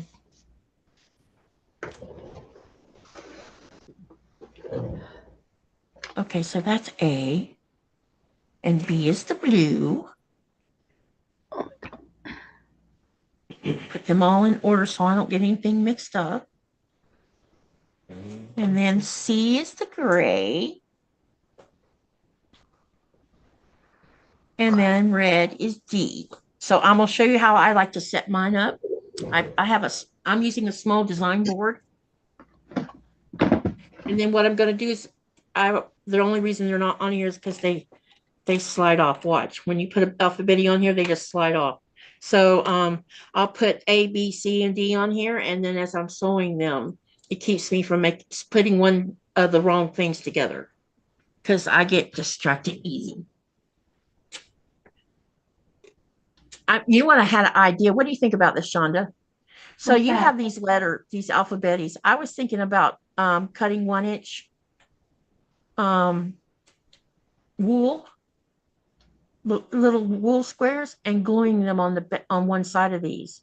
And then when you lay them down, they can't slide off the fabric. Well, just, I mean, save yourself some time and just use the things that you put on the back of your ruler.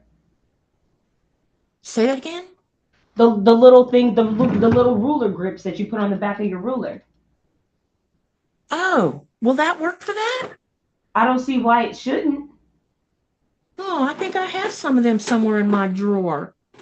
I hadn't even thought of that. That's a great idea. Yeah. Then you wouldn't even have to use the actual ones for the ruler. You can use the little pieces that are left over. That is, what a great idea. Every once in a See, while, I got some. Let me try that out. I'm thinking that if it keeps your ruler from sliding, I'm thinking it should keep that from sliding. Yeah, it should. You're right. And they're small enough to use them.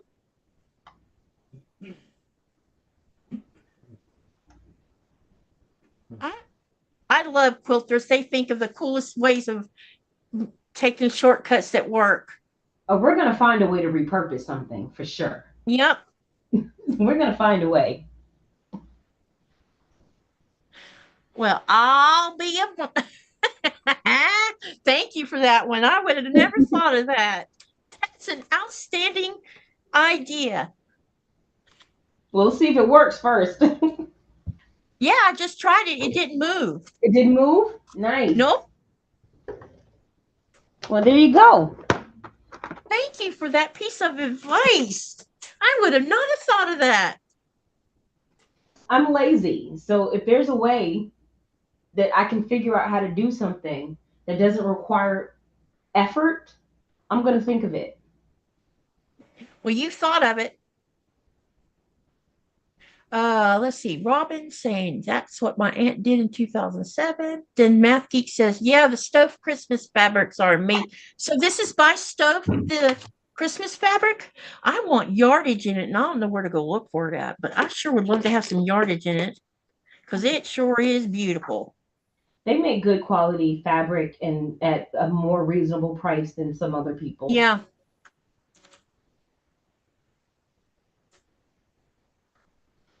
Robin says, Joy T, yeah, he is from the Ivory Coast. He's from the Ivory Coast. Oh, and Diane says, oh my God, Mom, getting Mom to sew her pillowcase is making me have to grit my teeth and smile. I'm so sorry, sweetie.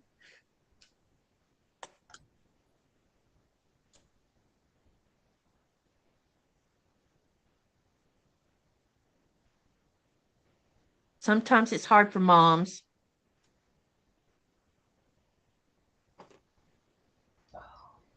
Nancy says, laugh out loud, just got a call from my sister. All I heard was OSH.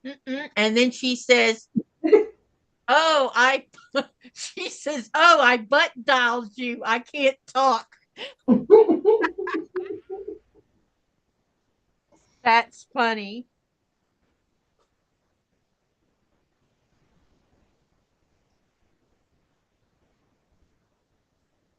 Math Geek says they have the yardage at oh, I'm going to be going to Cotton Cuts then to get some. Yeah, Cotton Cotton Cuts does have extra yardage for the stuff in your kit. Because I y'all, you're going to think I'm weird. I used to didn't care about making anything Christmassy when it comes to quilts. And then I don't know, a couple years ago, I'm like, why not? So let's just make, and I made I don't know where it is in my sewing room because we haven't got very far in there yet. And but I made a what do you call it, honey? Scandinavian, the heart. Yep. It's a Scandinavian heart, and usually you see them made from paper and they're hanging on their trees, and you put candy inside of them.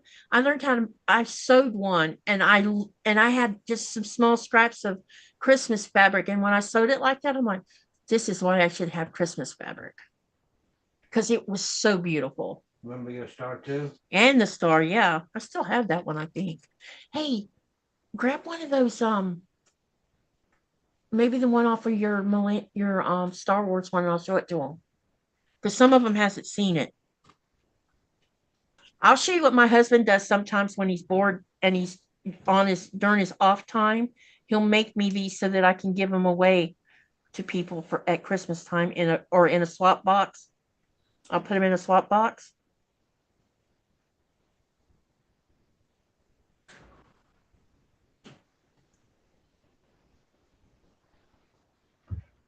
So, see these? This is a 3-dimensional star.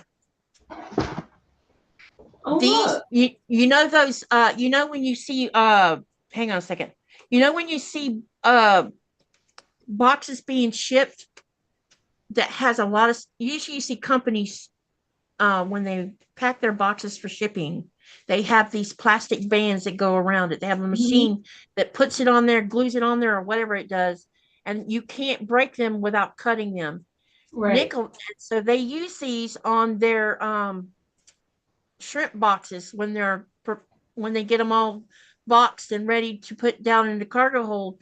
These bands goes on all their boxes.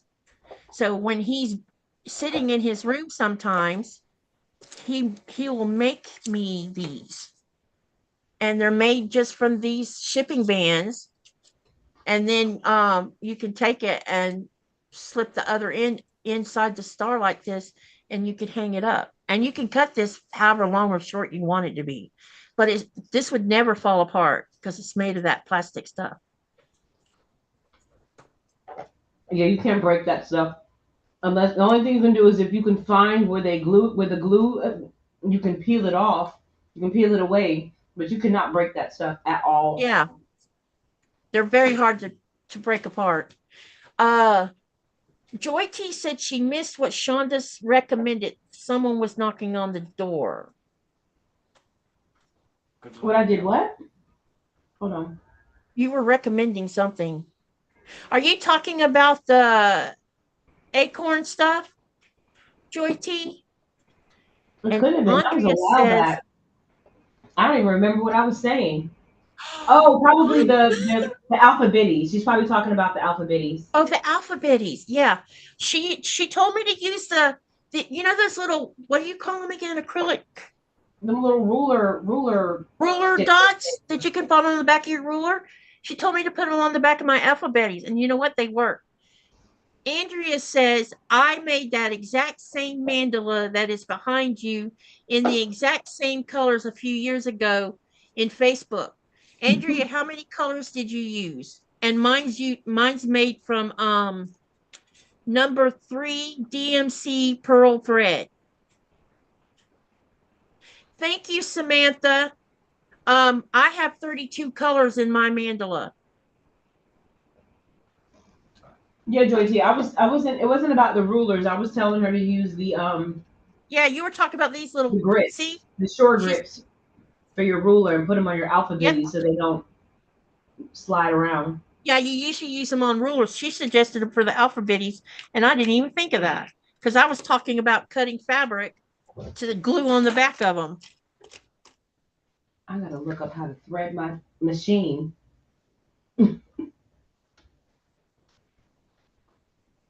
She was, Joy T. She was talking about these little silicone sticky things that you can put on the back of the ruler. She suggested I could use them on the back of my alphabetties. Crystal says, sorry, I have to get going. Have a good day, everyone. You too, Crystal. Good seeing you. Glad you joined.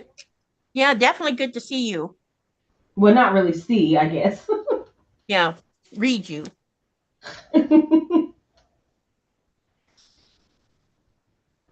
Oh, that's a great idea, Sylvia. Sylvia says, I cut up last year's pocket calendar for alphabetties. Oh, nice. That's a great idea too. Recycle it. Mm-hmm. Reuse it for something else.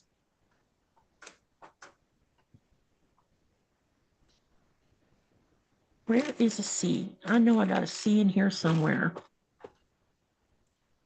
I look up this then. Already? Yeah. That was fast. You can come show me that if you want. I don't think so. You don't want to?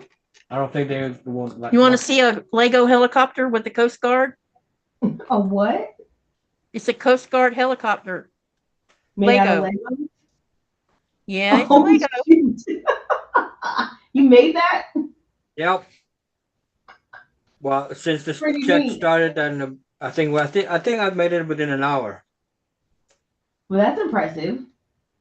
So a lot of them have heard me talk about this when we're in our sewing room. He'll be on the cutting table and I'll be sitting at my desk sewing, and he's building Legos while I'm sewing. Well, we're listening to audiobooks. Yeah, and we're listening to audiobooks.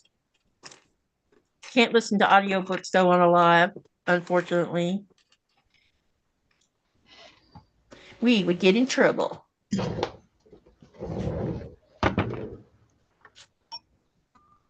What's Chaunda's channel name? Hang on, I'm gonna post a link for you too, Samantha. Let me get my mouse moved into the channel.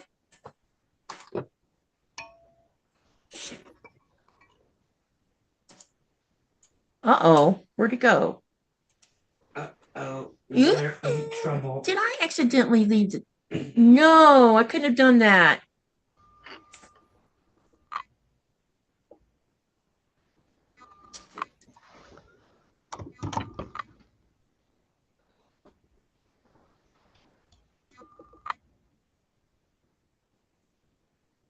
Uh-oh.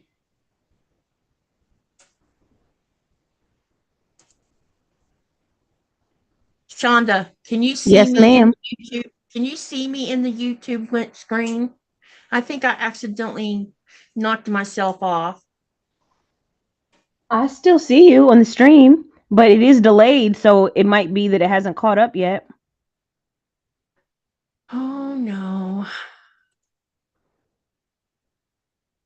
Yeah, maybe because now I'm just seeing me and I'm not talking.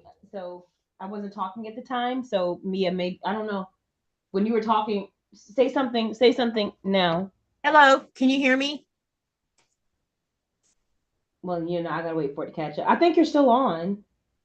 Okay. I hope so because oh, here we are. Okay. Yep, I'm Yeah, back. Sorry about that's that, what I guys. was saying. I was going to show who asked for the hang on a minute, you guys. I was going to get a link for Chaunda's channel. Yes, Nancy said, Katie, and save the outer parts of the ruler grippers, cut into squares and use on the alphabets. That's what I was thinking. Like, you don't even have to use the ones that are actually, you can just use the scraps. Oh, you're Instead of right. wasting your Okay, actual ruler grips, you can just use the that's scraps. true. Yeah, because there's all the outside parts too. Yeah, use the scraps. That's a very good idea. Thank you. See, you guys got all kinds of great ideas.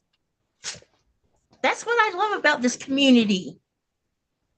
So we have Samantha Savage in the chat also. She was the one who asked for my channel name. Thanks, Samantha.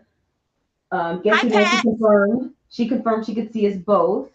And we have Pat Strawhouse in the house. And she says, hey, Katie and all, almost missed you. Well, I'm glad you didn't, Pat. Yeah, me too. I'm glad you're here.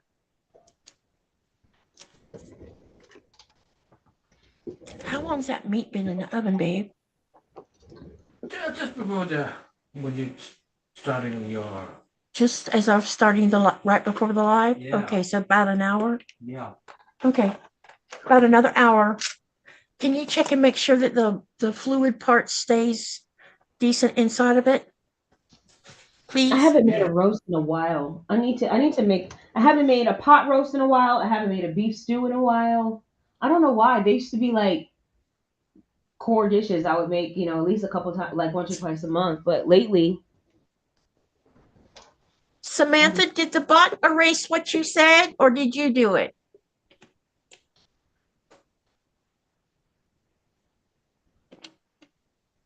I tried to turn off some of the weird settings that the bot had. thank you, Linda, for subscribing. I appreciate that. Thank you, Linda, for helping her out. I am happy about that. I've been trying to get your watch hours up, Katie. Thank you. I need all the help I can get right now because it's so slow moving. I can't find I'm having to do like each playlist individually, so it's taking a while. Yeah, I don't see an option if you go like if you go to my channel page and then you go look under I couldn't find the thing where I could just let it all play at one time. They're called, hang on, I'll tell you what they're called. Playlist. That's what they're called. Yeah. And if you choose a playlist and you click on if you run your mouse over the top of the playlist, it'll ask you, do you want to play all? The only time it won't play all is if I have like I have these pre-live set up, it'll stall you. I know. That's what I'm saying. I'm having to go to each individual playlist because I don't have an option to play everything on your channel. So it's been taking me a while. Thank you, Robin. I thought I had knocked myself out of the live. Well, actually, I think I did. It just didn't disconnect everybody. Okay, so now we're going to start on the next ones. And this one's saying that we need to sew D to B. So this is D, the red. And B is the blue.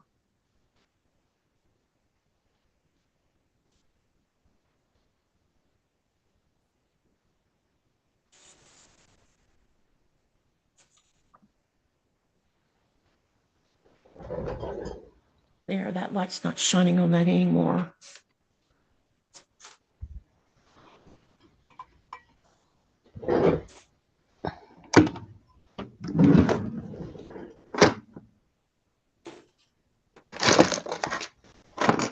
Where's my needle threader?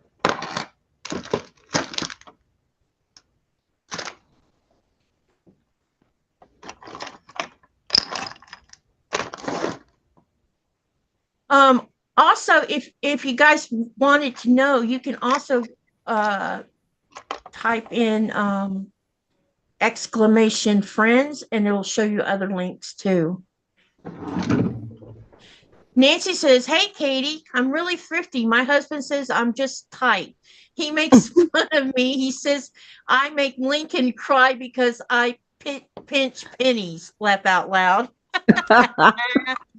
That's funny."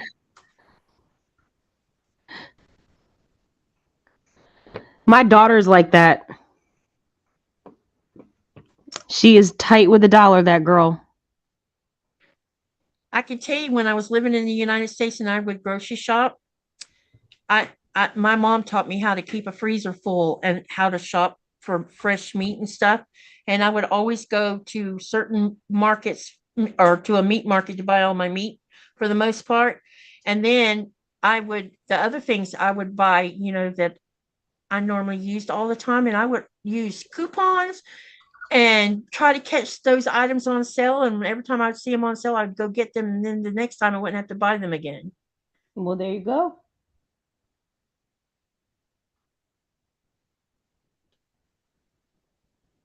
I need to add more people to that list, looks like.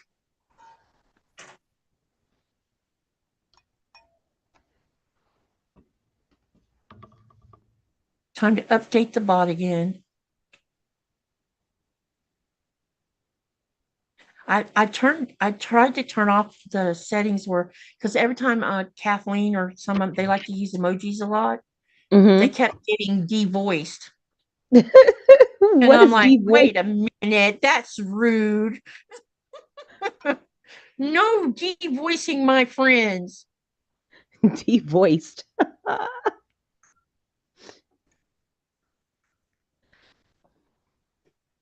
And I was on the new laptop, which the video went out on, and we ended up having to buy another one.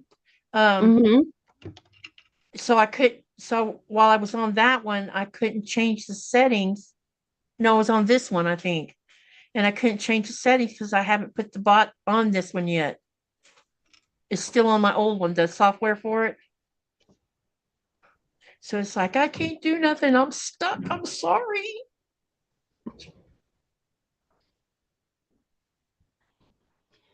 Four, five. I need one more of these. Oh, I haven't fiddled the light yet. You still haven't turned it on at all? Yeah. Dude. I will be working on it soon, though. We bought 2 laptops yesterday. One for me, one for him. Because his gets beat up a lot easier than mine does usually. Because he's on that boat all the time. Oh, we definitely need to increase the stitch length to 3. Oh, shoot. Chaunda, how do I get your channel? Oh, she's asking again. What's the name the name of her channel is called Under the Needle Quilting and Crafts, right? Yeah. She changed her name just a tiny bit. It's called Under the Needle Quilting and Crafts.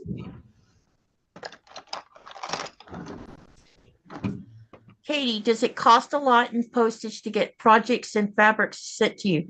Okay, so when I shop with Missouri Star, Cotton Cuts, Fat Quarter Shop, Shabby Fabrics, sometimes Jordan Fabrics, all of them have set prices for however much money you spend, or is usually based on money more than anything. So if I was to spend, let me give you an example. So I bought something that was going to cost $25. There would be a $20 shipping fee. However, if I spent $300, my shipping would only be $45. So on my PMQs, if I'm doing it by the month, shipping would be $10. So Cotton Cuts has some kind of deal worked out with whoever she uses for shipping, so that when she ships out to overseas, she has a deal set up with them. So a PMQ, one PMQ would be a $10 shipping. Now, what I've been trying to do is I'm trying to migrate myself over to where I buy the whole kit at once, and then I don't have to pay any shipping. But when I buy from Fat Quarter Shop in Missouri Star, I make sure I spend anywhere from $150 to $300. It just depends. And I don't spend that every month. Please don't think that's what I'm saying. So I like to buy, when I spend that kind of money, it's usually November and part of December, because they always have sales at Missouri Star, especially Missouri Star, with boutiques and Fat Quarter bundles where you get 30%, 40%, or 50% off. And that's when I snatch them up, and then I just buy several of different ones. And then, when it hits a certain dollar amount, then I stop. And then that'll be it for most of the year as far as buying that amount of stuff. But I can't buy fabric from, I could buy fabric from So Yeah, but the problem is 10 yards would cost me $75 to ship. I can't do that. When I first started buying from them, before the pandemic happened, I was only paying $35 for 10 yards of fabric. But after the pandemic happened, their shipping went to $75. And so it's not worth my while to pay $6 a yard to only lose that $6 a yard because of a $75 shipping bill. So I'm back to just shopping mainly with Fat Quarter Shop, Cotton Cuts, and Missouri Star. And sometimes, every now and then, I'll buy from Shabby Fabrics, but not that often. I just dropped.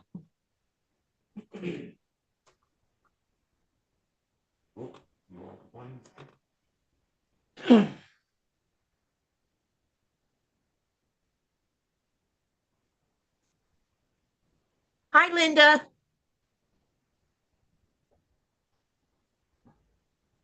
Joy T asked you a question, Chaunda. Oh, I had clicked off the chat for a second there. Let's see. All right, let me pop it in there for you. Okay.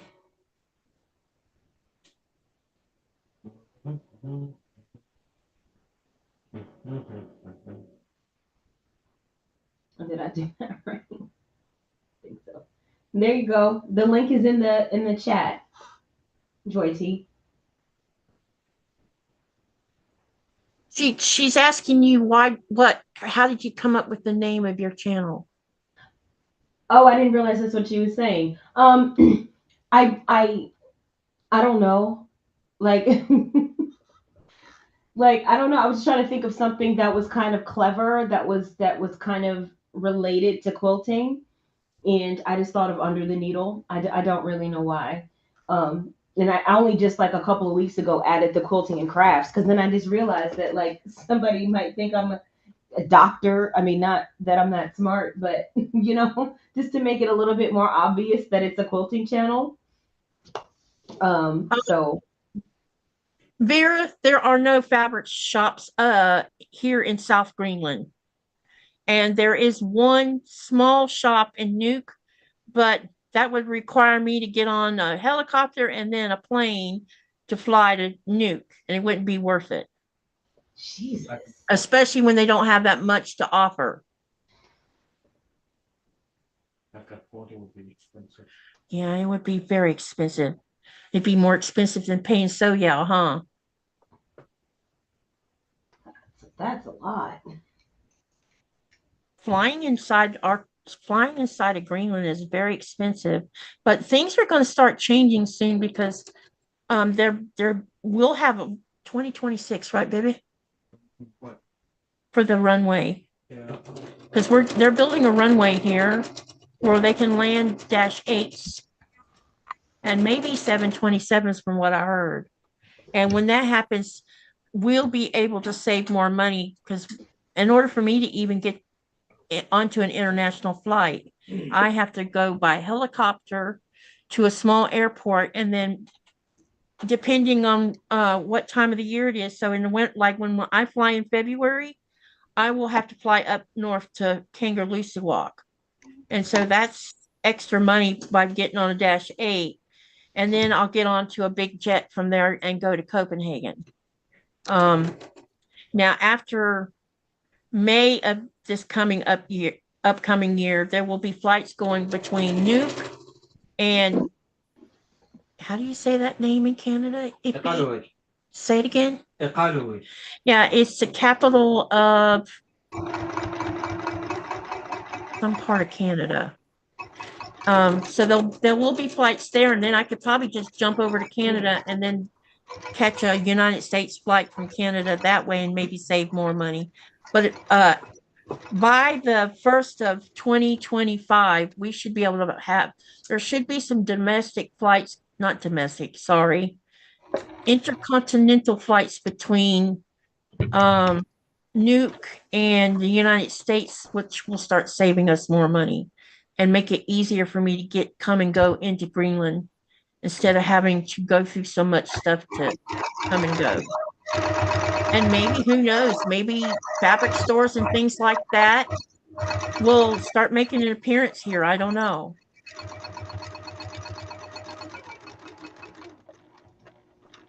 I get good deals and delivery charges through Connecting Threads. I haven't tried Connecting Threads, and I think I saw that they actually ship to this country. I need to try them out and see what kind of shipping charges they have. Yeah, they have good deals over there. I've heard a lot of people say that the fabric there's just as nice and good priced. And they started carrying, they used to not carry any like designers, but now they carry, you'll see some Moda stuff up there. You'll see some, Yeah. Now you see that stuff up there. Missouri Star can deliver flat rate to Canada and covers custom duty. See, I use Missouri Star all the time because they're, especially when I'm doing the bundle, because you can shop over a 2-week period and it all go into one shipping and you save money that way too. So that's what I've been doing. But I really don't understand why So Yeah can't come up with a better shipping plan, because I would buy from them if they did, but I've had to slow down on buying anything from them, which is kind of sad. It's too cheap to buy from the places where When you can buy batiks for $6 a yard, that just makes me cry.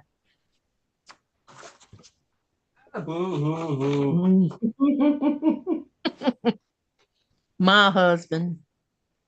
Let's see. We need B. How many do we? Ooh, 10 of them bad boys. Wow. 1, 2. Oh, Vera asked if your prices for groceries and supplies are expensive. Yes. You know what's not expensive? Seafood. That would make sense. Let me show them one of those boxes of shrimps. How much do you think those usually cost if we had to buy them in a store? Maybe a couple hundred kroners? Maybe 100. Maybe 100? Yeah. So this is one of the products that my husband ship processes, and this is raw shrimp in 1 kilo boxes, northern shrimp. Because he works on the ship, he can send stuff like this home from time to time. But if you walk in a store and buy seafood, the prices of the seafood is way cheaper than what I would pay for it in Florida. I can tell you that. But currently, the price of a whole chicken, those were 59 kroner, if we didn't buy a case of it like we did. Yeah. So currently, one store is selling whole chickens for 59 kroners, which is, I need your phone because I can't look it up. I don't know. I mean, it'll be around 59 kroners would be what, $9 or $8? Yeah, something like that. About $8 or $9. If we bought a bird from Pacific, it's $11. That's how much they've gone up in just in the last 8 or 9 months. Pork and beef and chicken.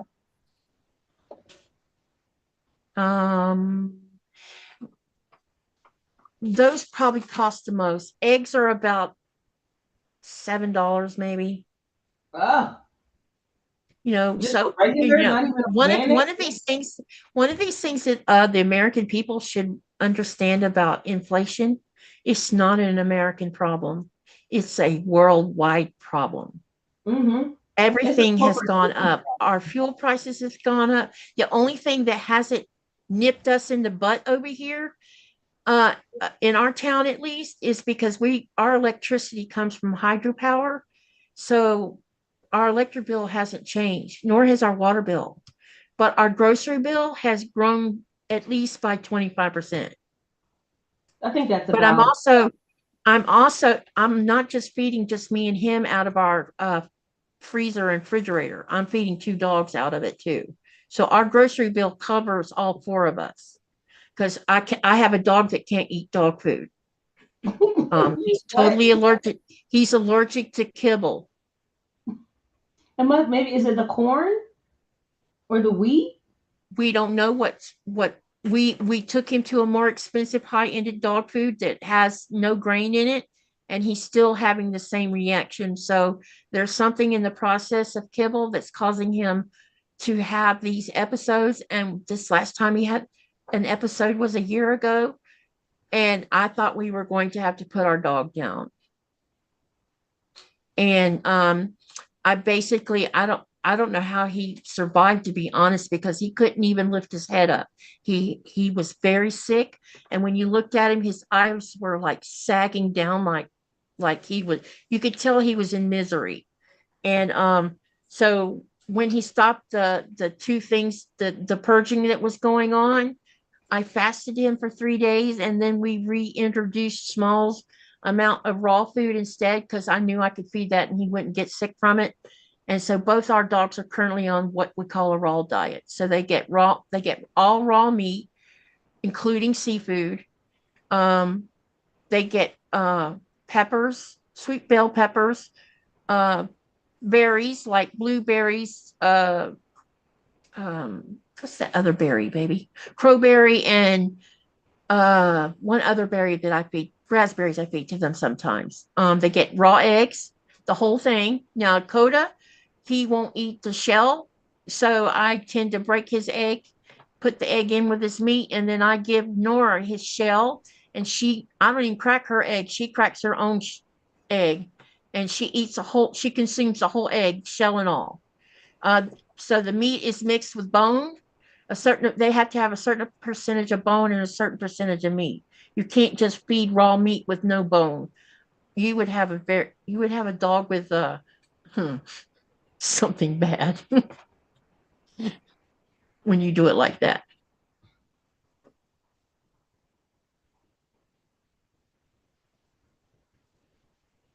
Pat says Connecting Threads delivers quicker than most Canadian suppliers. Their in-house collections are really good and inexpensive. Okay. Vera says she lived in Saudi Arabia in the 90s and the prices were very high for things shipped in. Yeah, I live on the largest island in the world. We're totally cut off from everything. So everything comes in and out that is not from this country. It comes on a container ship. And that is why Greenlanders supplement their food table by hunting and fishing here. We have salmon in our freezer, cod in our freezer, and shrimp in our freezer. Whale meat. And whale meat, because he eats whale meat. And all of that's been fished and hunted for here.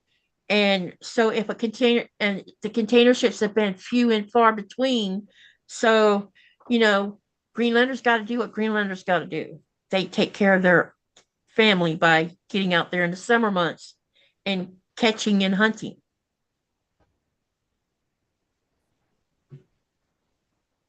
Seven, 8. Sorry, I didn't mean to stop the conversation.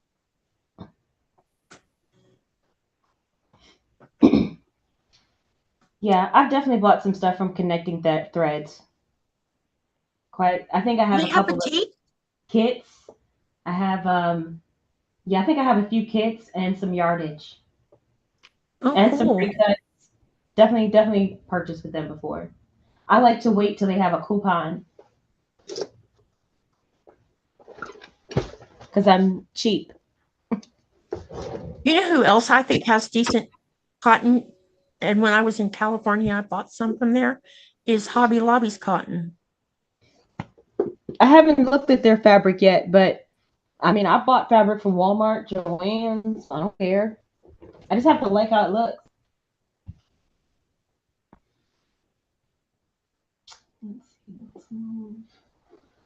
Anytime you can pay less than $10 a yard for fabric's a good thing. I usually don't pay more than $8.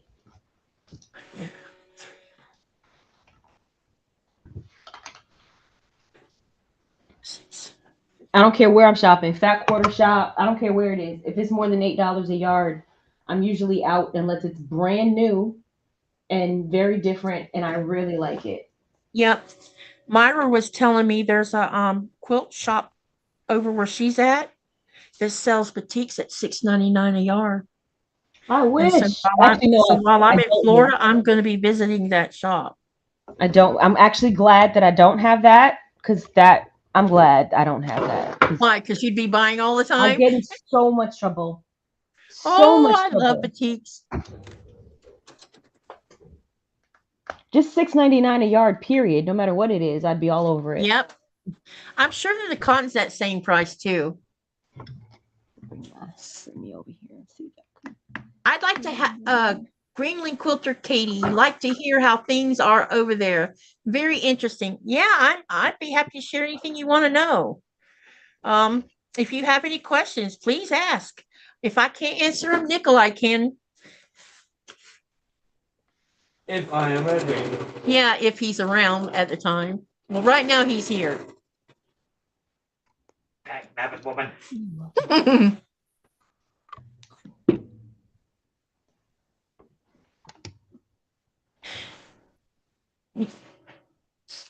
Chaunda, did I show you this? No, what is that? It's sealskin. Is it? Yeah, somebody dyed it. Yes. When hunters go hunting for seal for their families, the skin is a byproduct of the hunting. And if the hunt and the thing with Greenlanders is they don't believe in wasting any part. This has been passed down for the last 5,000 years. And so if a hunter decides that he can't use the skin or he doesn't need it, he will sell it to Great Greenland. And then once it goes to this drop-off place, and there's a tank, big, huge, what is that called, baby? Kate? A container. It's a big container that has brine in it. And the hunter will drop off the skin in the brine. And sometimes some of the seal skin will have maybe not got put into the brine quick enough, so the outer edges may turn colors or something, or the whole skin might. You never know. But when Great Greenland tans all of the skins, and then they rank the skins from A to F. A means the best, F means not so best. And so the ones that go from like D to F, they will dye it and make it into hats, gloves, boots, mittens. And there's always leftover small pieces of scraps, just like you have when you're making quilts. And so they make these little mini scrap bags, and the locals will go up to Great Greenland and buy those scrap bags, and they make things like ornaments out of them. That's kind of neat. Yeah, so it doesn't go into the trash. It's being used for something very cool. Yeah, I like the concept of not wasting any part Yep. of the animal. If you can use it some way else, that's what they do. The horns that come off of reindeers, instead of throwing the horns away, a lot of hunters will sell the horns to some locals that do carvings, and they'll carve figurines and stuff out of the reindeer horns. Interesting.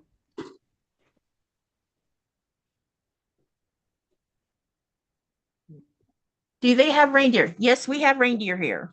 And reindeer meat's yummy.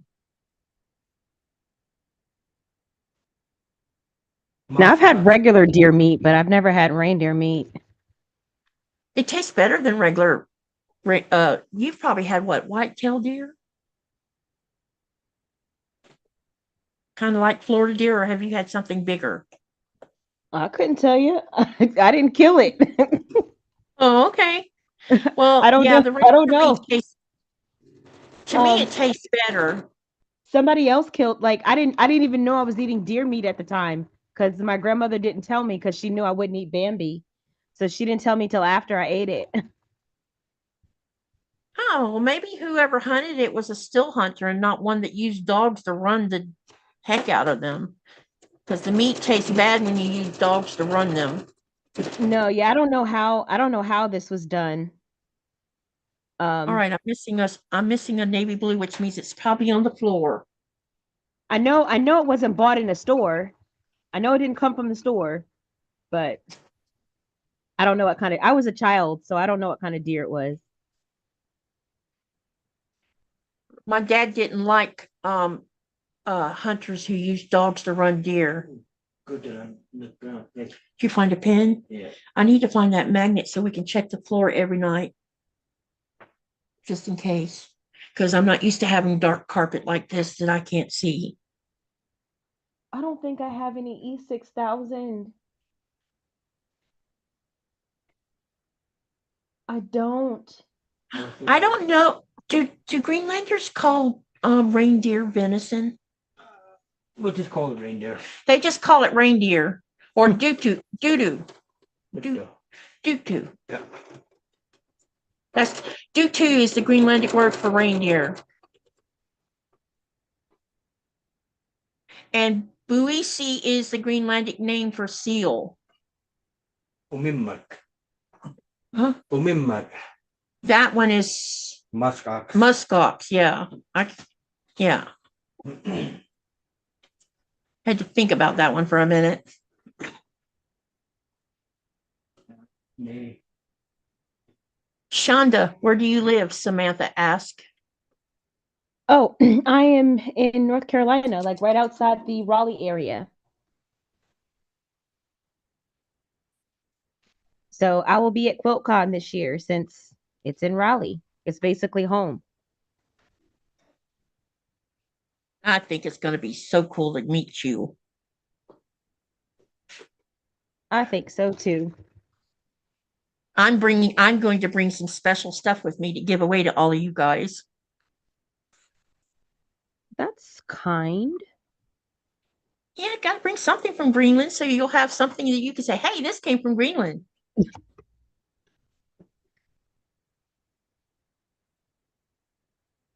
It always seemed like such a beautiful place. I've always wanted to go. It is beautiful here. It's been a great place for me to heal. I can tell you that.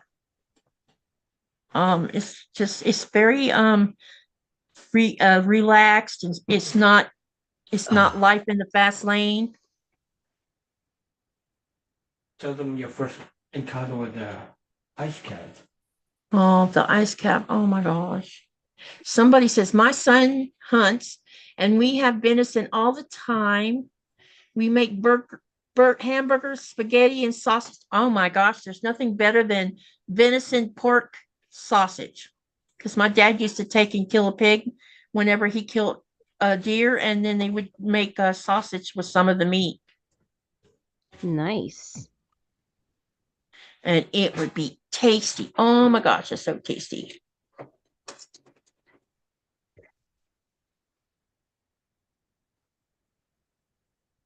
Why am I Matthew having says, I'm coming to QuiltCon from the Seattle area and can't wait to meet all of you. I've met only through YouTube. Somebody's getting hungry, isn't she? What you come? Okay. Hey, we have that open meat stuff in there that we did. Okay. Don't forget to give them a little bone. Lady? I know, but you know, Just gotta make sure they get enough bone, baby. Y'all are gonna hear a dog start talking here in a minute. Unless the Zoom drowns it out. You guys let me Matthew know if my says, sewing machine is too loud. we can't hear it. Do you hear mine? No, it's every once in a while, but it's really just a hum. Yeah. The Zoom thing blocks out a lot of that background noise. Math Geek says, I so miss deer meat sausage my dad used to make. That makes two of us. That was one of my favorite things is eating sausage. You can't hardly find that made that way. And you know what else I miss? I miss American sausage, period. Your sausage is different down there, up there? Yeah, I don't like the way it's made here. It's weird. The hot dogs are also very strange. Because we are weird people here.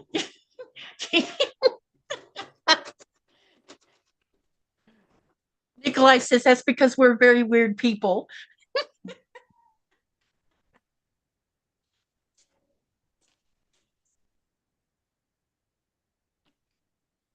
It took me a while to get used to how the beef tasted. Didn't it, babe? It took me a while to get where I didn't complain about how the beef tasted.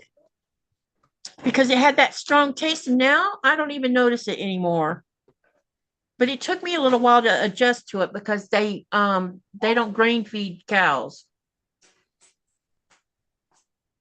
Yeah. I don't know. I mean, I don't know. So it's all grass fed, grass finished? Yeah, the grass fed type, the meat tastes different. And the weird thing is I didn't realize I had acquired that grain fed taste because when I was growing up, my mom and dad would kill a cow every so often, and it was mostly grass fed.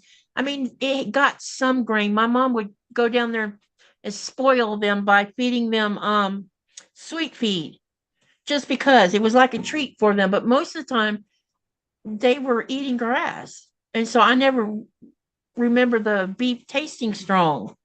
And then when we moved to Lake City and got away from farm life, I guess my taste buds must have adjusted to buying meat from the market. Something.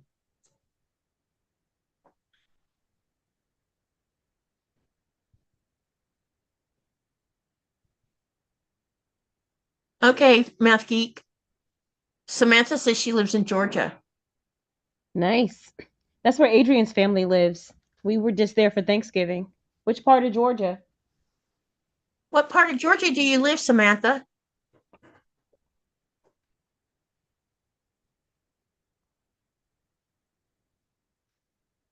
I think he's trying not to going to give me a hard time. Crinkle balls. I need Crinkle bank. Oh, that's what you need? Yep. Is it listed online on the Lego site? Yeah, I think so. I wonder if we can get it while we're in the United States. Probably. Because I figured we'd bring some back from the States or put them in a box and mail them home. That's probably what I'll do is put them in a box and mail them home. Yeah. So that I could put fabric in our suitcase. And plants. I'm going to try to see if I can get a sewing machine. What kind of sewing machine you want? I want a Janome because I That's have what all I'm the sewing on. I know. I broke my Janome, and so I know I want to replace it. But it just makes sense to get another Janome since I literally have all of these feet and accessories. It would be crazy to go to something else. I think it would make great sense to get another one. Yep. So I've been checking, Have you been looking at sewing machines?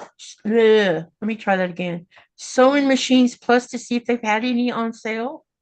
No, I Christmas haven't. stuff? I haven't. I'm probably not going to get a new machine I'm probably gonna get a used machine. Oh, okay. You heard 'Cause right on that one, Vera. You know what Vera just said? Vera says, I heard seal meat is strong tasting. You have no idea how it smells when it's being cooked. 45 minutes east of Atlanta. That's kind of where I was. I was in Warner Robins. So not quite 45 minutes, maybe more of an hour and a half. But I was close. So I you was want in to your make vicinity, fun of my inheritance, huh? Samantha. So I'm gonna cook some. We've been married almost 13 years and you have yet to make any seal meat. So don't even go there. I can do it now. I'm gonna go down to the fish No, market you won't. tomorrow. No, no. Oh yes, I I don't, will. Uh-huh. Don't you dare. don't believe you. Whale meat, I would believe, but not seal meat. Somebody says, wait, sorry about that, Chaunda. We'll just have teasing each other always. I missed something, I think. Oh, Grandma D, I'm working on a cotton cuts holiday mini mystery because I couldn't sew for a month, so I'm trying to catch up on mine. So I'll show you the next finished clue. Shonda's working on something. Key fobs. How many of these am I supposed to make? 4. And let's see, Terry, I've never tried to see if they ship to you or not, but I'll have to look into that.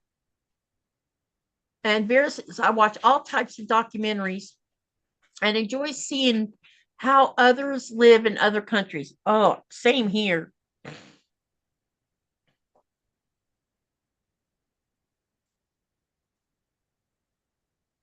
Oh, I'm using the wrong color. Oh my goodness.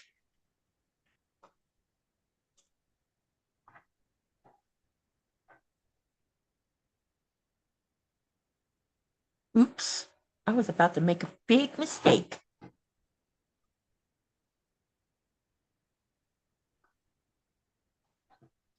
Okay. I got distracted. Your fault. Me? Don't Sure. blame me. You're the Sure. one that make fun of my inheritance. I ain't making fun of your inheritance. Yeah. I'm just telling you, I'm not going to eat seal. Oh yes, you will.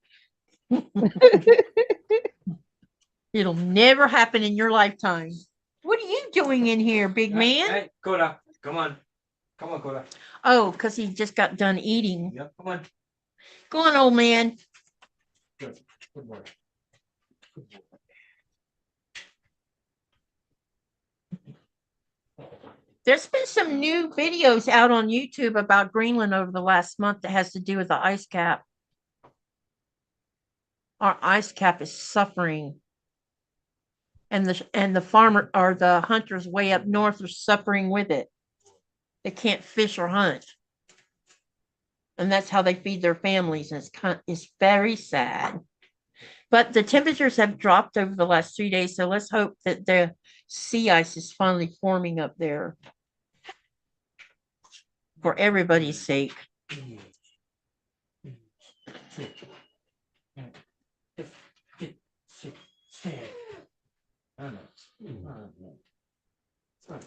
The channel has stalled.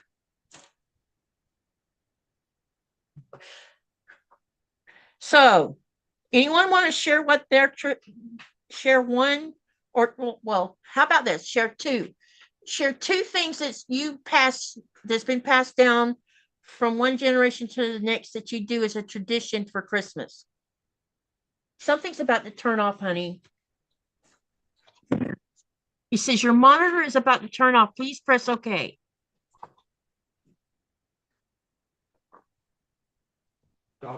Okay.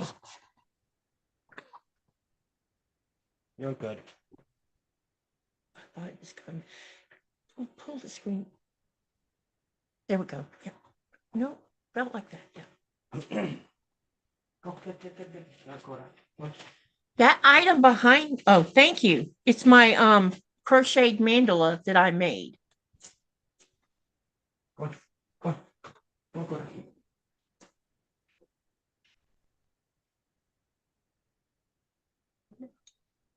Got that one. It has 32 colors in it, Grandma D.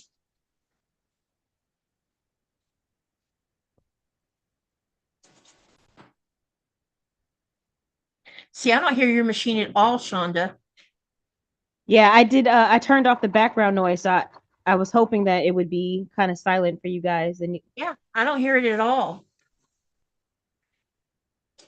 It's everybody's jukey on videos that I hear so much. Except for Becca's. Becca's hardly ever makes noise either. Somebody had a point that sometimes it might be the table they're sewing on.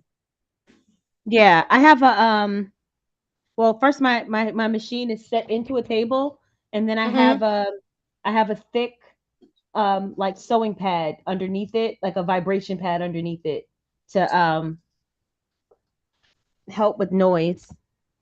Yeah. But my Juki is less noisy than my Janome, in my opinion. Really? Especially if it's oiled. Thank you, Grandma.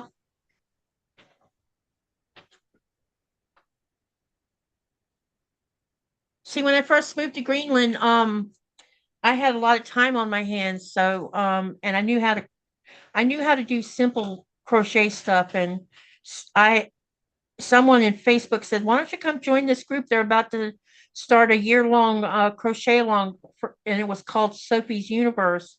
And so I joined that channel, not channel. I don't know why I keep calling them channels.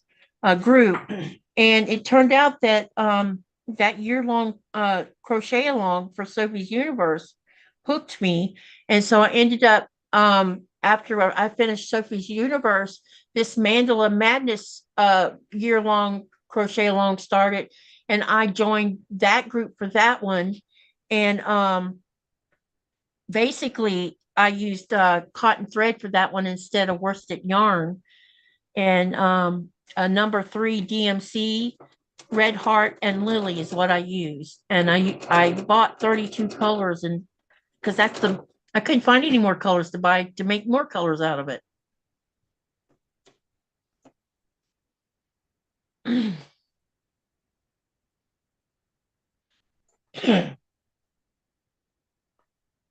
So Andrea says, wait a minute, Grandma D says Becca has background noise reduction in her systems. Yeah, she does.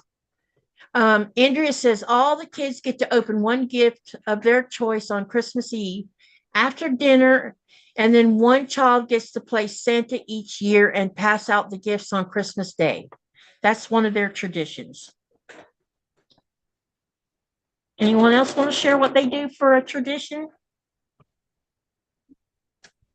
You should talk about what y'all do for your Greenlander tradition about dancing around the tree thing. That was long ago. I can't remember anything. You don't remember the story about it? Yeah.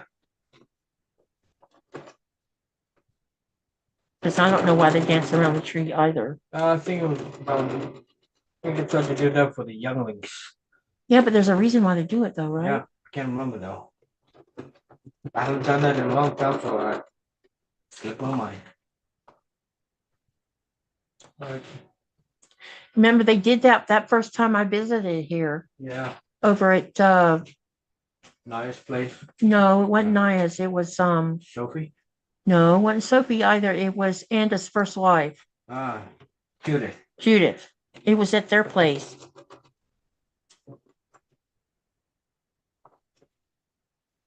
Same family, just different. Yeah. Someone else's house or apartment rather. That's the first time I'd seen somebody dance around a Christmas tree. They had the Christmas tree decorated, and it was put in wherever they had it at. You could go all the way around the tree. It basically sat in the middle of the floor. And then when I was here finding out if my asthma could tolerate the Greenland weather, his family invited me with Nikolai to come to some of their festivities. And at one of their apartments, we ate, and after we ate, and we took a gift, didn't we? Because they were going to do something with Yeah. it.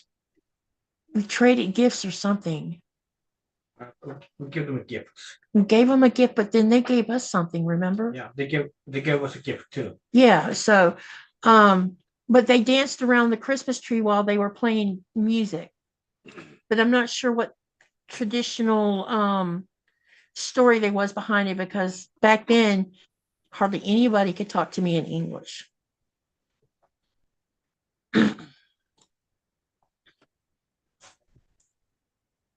I'm checking the perspective. Okay, baby. See if there's any northern lights. Unless, of course, the clouds have come back.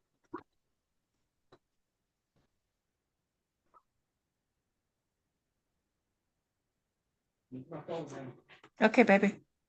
You mean like the Aurora Borealis Northern Lights? Yep, we had some last night. Cool. We've had a lot since September. Right? Normally, they're all the time north of the Arctic Circle. We live 60 degrees north, which we're a bit south of the Arctic Circle. Not by much, but enough that it's different here.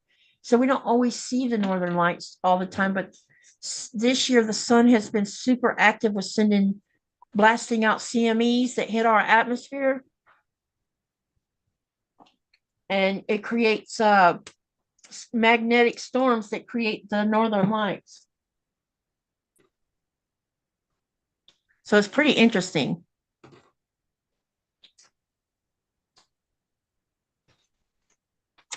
Okay, I've gone as far as I can. So now we get to undo all of this. Are you still working And on your cotton cuts, or are you working on something different? I'm working on clue 3 now of the mystery. But I like to chain piece. So a lot of times as I'm going through the directions, I'll see what all I can actually chain piece with instead of stopping and adding, Gotcha. And then I can do multiple things at once while I'm doing it. I don't know if it saves time or not, to be honest. It might, maybe.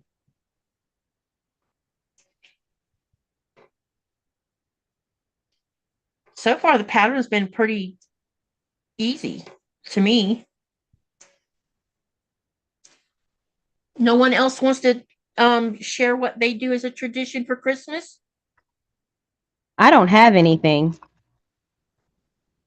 I mean, the only tradition that we have is getting together at my grandmother's house, and on Christmas Eve. They've been doing that since I was, for as long as I can remember. But that's really it. Is she still living? Uh-huh. So We'll be going can I there. ask We'll be her? going there Christmas Eve this year. So can I ask how old she is now? Yeah, let's see. She was born in 39. So 40, 50, 60, 70, 89, 19, 84. Wow, So she'll that be woman 80. has seen some stuff change, Yeah. hasn't she? Yep, she'll be 85 in March 7th. Wow. She still looks pretty good. You wouldn't think she was 85. You would She not probably know. lives well and eats well. Let's see if I got a picture of my grandmama.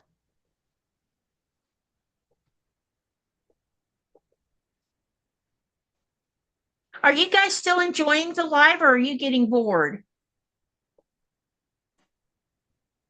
Inquiring minds want to know. So this would be my grandmother with 2 of her brothers and 2 of her sisters. Let's see if I can. So I guess I got to talk so you can see it. But so the camera will go live, or I don't know if it will or not, but yeah, those are them. So which one is her? They look like white people. This one. You're right, she does. Wow. Yeah, they look like white people. You weren't kidding when you told me that. No, I was not. They look like white folks. No offense to anyone, but yeah. So my grandmother pretty much raised me. Because my mother had me when she was 16 years old, so she still lived at home. So And then when my mother went off to try to build a career and get an apartment, she let me stay with my grandparents because it was a bit more stable for me and it was a better Okay. school district. So my grandparents essentially raised me. So I was, she'd be carrying me around. And we look nothing alike. How many grandkids does she have total? She only has two because my mother had two children and her Oh, so sisters that's didn't have huh? any kids. My mom's sisters didn't have children. They wanted them. It just didn't work out for them. Y'all want to see my little one of my homies?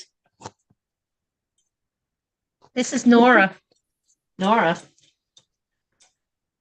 I guess when you said, your dog's eating raw meat, for some reason I imagined large dogs. You imagine I don't know what? why. When you were talking about your dog's diet and they eat raw meat, my instinct just imagined your dogs to be large. I do have a big dog. I Okay, have so a the other big one is dog and big. I have a German Shepherd dog and a standard Dachshund. Okay. I have always had two dogs my whole adult life.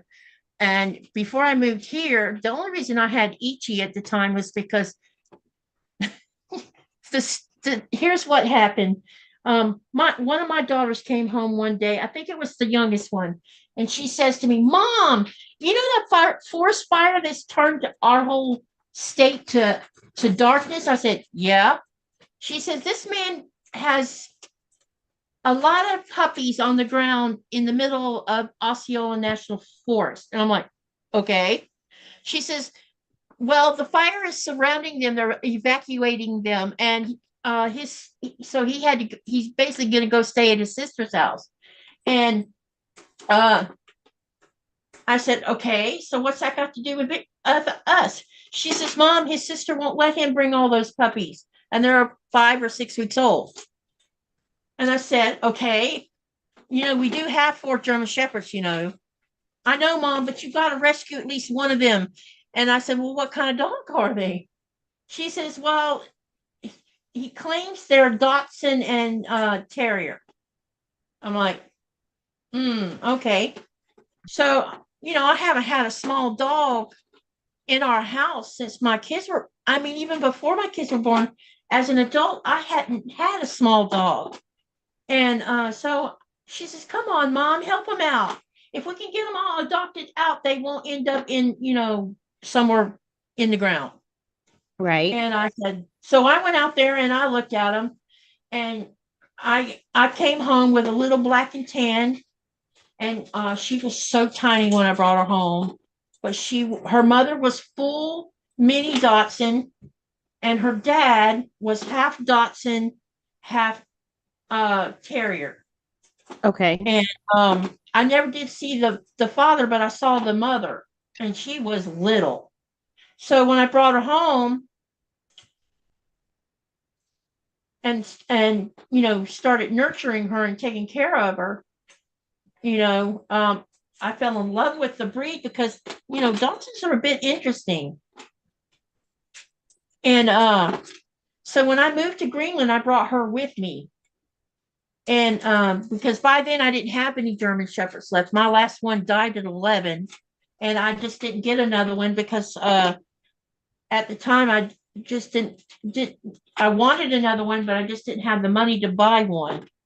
And I'm pretty selective about where I buy German Shepherds from, and because I don't want one that's going to have hip problems or whatever when it turns 5 or 6 years old. Right. And so I only had her, so I brought her with me. And while we were in California, well, see, we got Coda. I think Ichi was about 4 or 5 when we got Coda, and we bought Coda.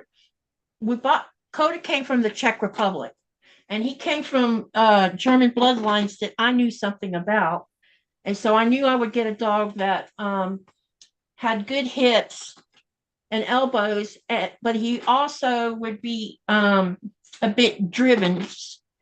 to teach him to do things. And Okay. so when he got here, oh my gosh, he was a handful, let me tell you what. He was Mr. Busy Boy. But when we were in California in 2017, I had gone in the fall, and then Nikolai joined me about right at the beginning of December. And while we were there, Ichi passed away here without Okay. us. We didn't even know that was going to happen. And well, I'm like, oh my God, my German Shepherd's been with that little dog, since he came here, which was about, she was 4 when he came here, and he was at least 2 years or maybe 3 years old, something like that. Enough that he was missing her. But see, I didn't know what had made her pass away. And when I found out, because when I got back, my German Shepherd was acting really weird. And when I realized what had been going on, I knew what had happened to Ichi. She stopped eating and drinking because one person was supposed to be taking care of my house, and after I left, she decided she didn't want to do it. So a friend of ours sent his daughter over here, and his daughter brought her boyfriend with him. And apparently, her and her boyfriend were having domestic problems. And there was some violence involved, and it stressed Ichi out. So Ichi stopped drinking and eating. And by the time either one of them noticed, it was too late, because she couldn't handle stressful situations. And that was probably because she was born in the middle of a forest fire. And so when I got back, I told Nikolai, I said, we're going to have to do something because Coda's not acting right. And he says, well, if you want to, let's see if we can find another Dachshund. And I said, well, if I get another Dachshund, I'm going to get a standard Dachshund, the big one, not the little one. He says, that's fine with him. And so we found a really cool, we had been looking and finding a black and tan Dachshund's very hard, because like 1% are born black and red. Okay. So she says, I am enjoying the chat. I stopped working on my quilt so I could chat. Okay, Andrea. So anyway, I found a breeder in Russia and got to talk. We were talking back and forth, and she asked me, she says, there's usually a waiting list. What are you wanting? So I told her that we wanted a female black and red Dachshund. And she says, you do realize that you might be on a waiting list a long time. I said, yeah, and we're okay with that if we can get what we want. Mm-hmm. She contacted me in December, and she says, my female just had her puppies, and this must have been meant to be, because out of that litter of puppies, there was one black and red female puppy. And she says, since this has happened, I'm taking you off the waiting list and you're going to get her. And she says, I'm going to forewarn you of something, though. She says that whole litter of puppies was the noisiest litter of puppies she had ever had. They were very boisterous and talked a lot, made all kinds of racket. And let me tell you what, that dog in there, she'll talk to you.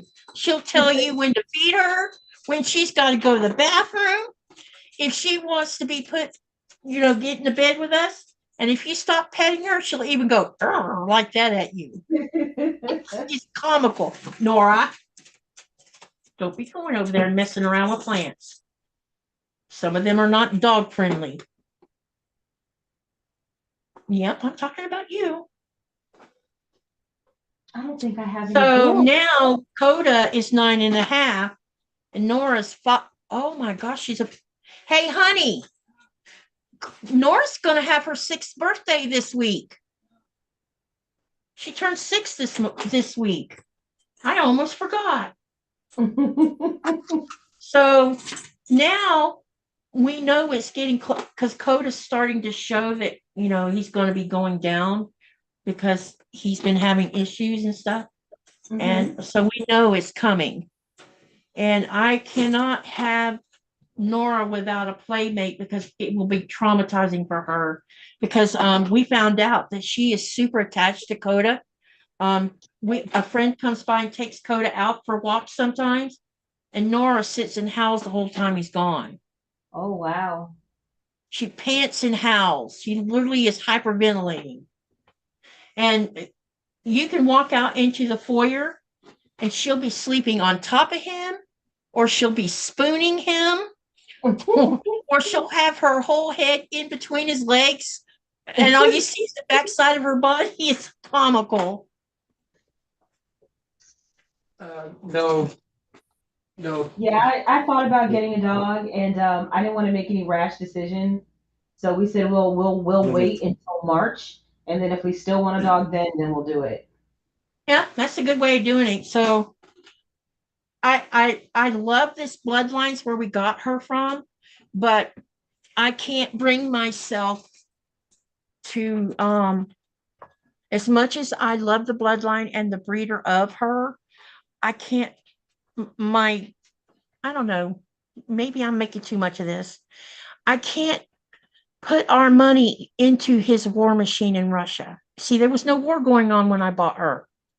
Gotcha. And now there is. And the war is wrong, what he's doing. And I hate to penalize the breeder because of her leader, but so we got to find another country to try to find a Dachshund. I don't know where from, but we'll find one somewhere. Like how this came out. I'm gonna have to pick this out. Because I would like to get another standard Dachshund. Boy. Nikolai wants a male Dachshund. Okay. No, I won't be left Yeah, I out. don't know He thinks he's going to be outnumbered if we had 2 girl dogs.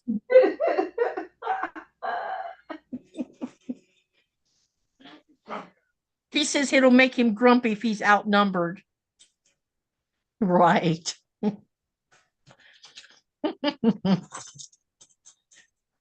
I've never had a male Dachshund, so I don't even know what to expect out of a male. I know what to expect out of a male German Shepherd because I've had several of them. I've had 4 male Sheps, and I've had, I think, 4 pink.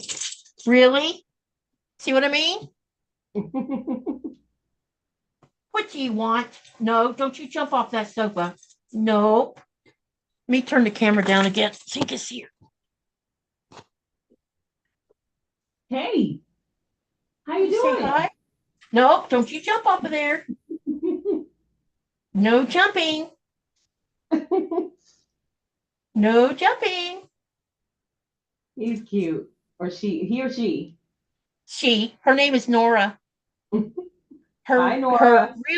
Her breeding name is actually Northern Lights with a big long name behind it.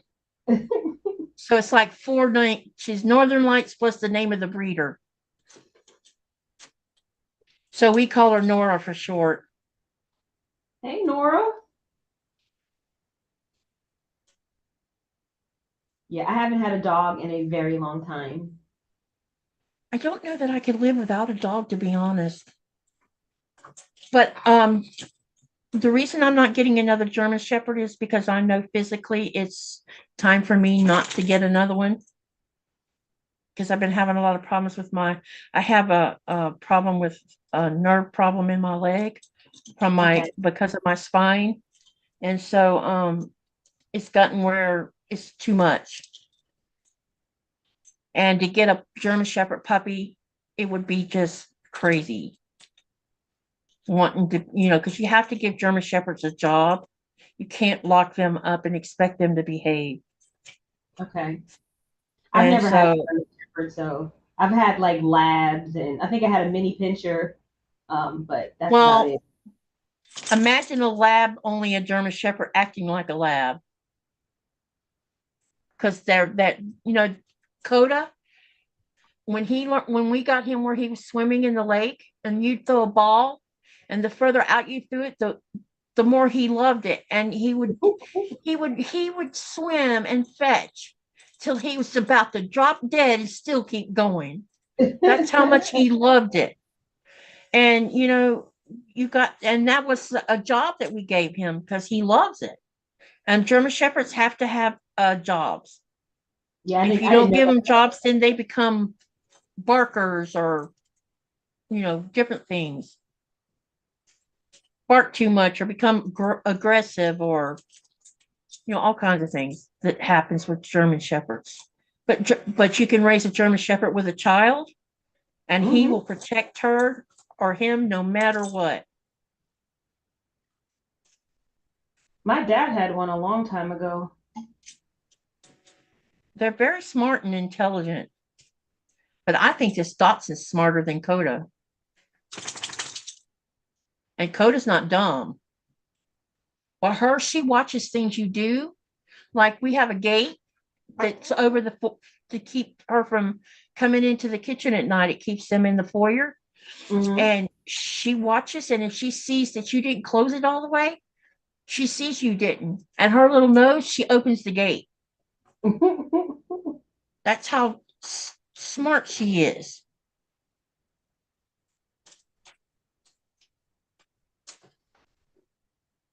The main thing I worry about with a dog is like when I want to go, like I'm home most of the time, but when I want to go somewhere, it's like, okay, now what do I do with the dog? You mean like to the store or something, or like if you want to go on a trip? Yeah, so like, last weekend I went to my mom's house. We left on a Friday and we came back on a Sunday, you know? And Mm-hmm. so I would have to bring it with me. That, or you have to have a friend who likes dogs that you trust about spending the night at your house and let them come have dog time. Nope, stay. Because There's we nobody have at a young lady. Her name is Hanifa, and Hanifa she's 19 now, and she's been taking care of both my dogs when I go to the United States. She can't, because of where she lives at. It's not possible for her to have her own pet. Okay. So she loves taking care of them. And, I give her money because, that's the right thing to do. But she would do it for free. But I always give her money because I think, when somebody takes care of not just your dogs, but your house, you should show some appreciation. Absolutely. But, that allows me to be in the United States for 12 weeks if I want to. Me. Or Nikolai, yeah, especially when it's both of us going. He doesn't have to come home, get off from work and come home just so I can go to the United States. He goes with me or he'll meet me over there, which Okay. is what he's going to do this coming year. He's going to fly to Florida the first, March the 2nd or 3rd, probably. We haven't set. Yeah, we need to get those airplane tickets bought, babe. We can't because you're always busy.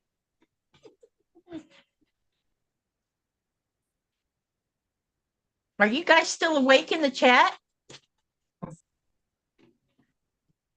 I'm not seeing any movement. Dinner. I don't know. They might be eating. How long? What time is it, anyways? 9. It's It might 6 be o'clock. time to take that meat I out. think it's going to end, right? We started at 3.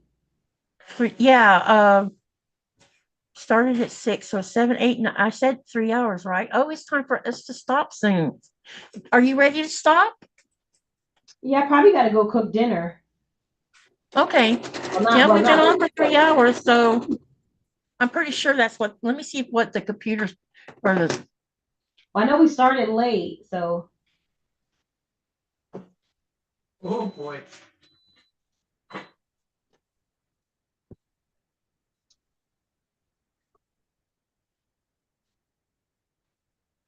Remember that meat? Yeah. How long it is? Yeah. Yeah. It shrank up. I knew that was going to happen.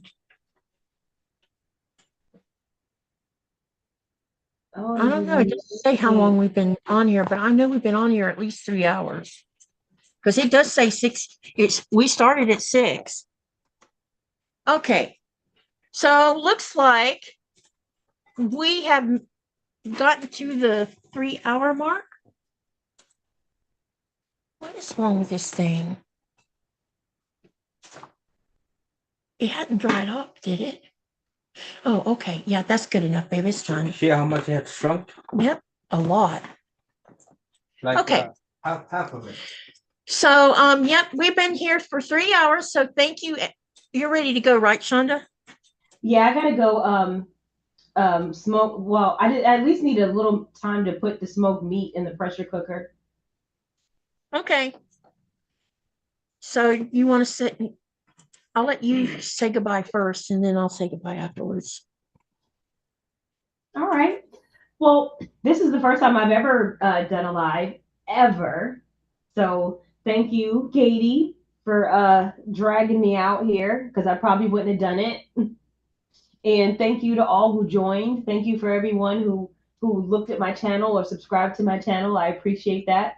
I enjoyed the conversation, and I enjoyed the kind of conversation starters that you guys gave us in the chat. So that kind of helped us out. Thank you for coming and agreeing with me. I really enjoyed it. You and I should do this again because I think it's a lot of fun, and I'm sure you got some stuff accomplished. I did too.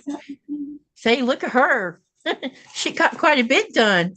So I did 2 clues and I'm halfway through the 3rd one. And thank you for coming again. And oh, somebody wants me to show the channel again. Hold on a minute. Let me do that real quick. Let's see, Chaunda. I'm going to show your channel link again. Thank you. Anyone that didn't hasn't subscribed to her, please go and subscribe to her channel. There's her link. And help her channel out as well. And we appreciate you coming.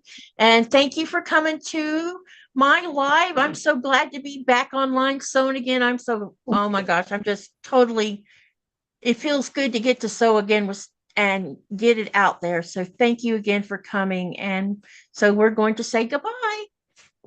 Bye, guys. Thank you. Y'all have a great weekend and the rest of the week and weekend. 3 hours went by fast, huh?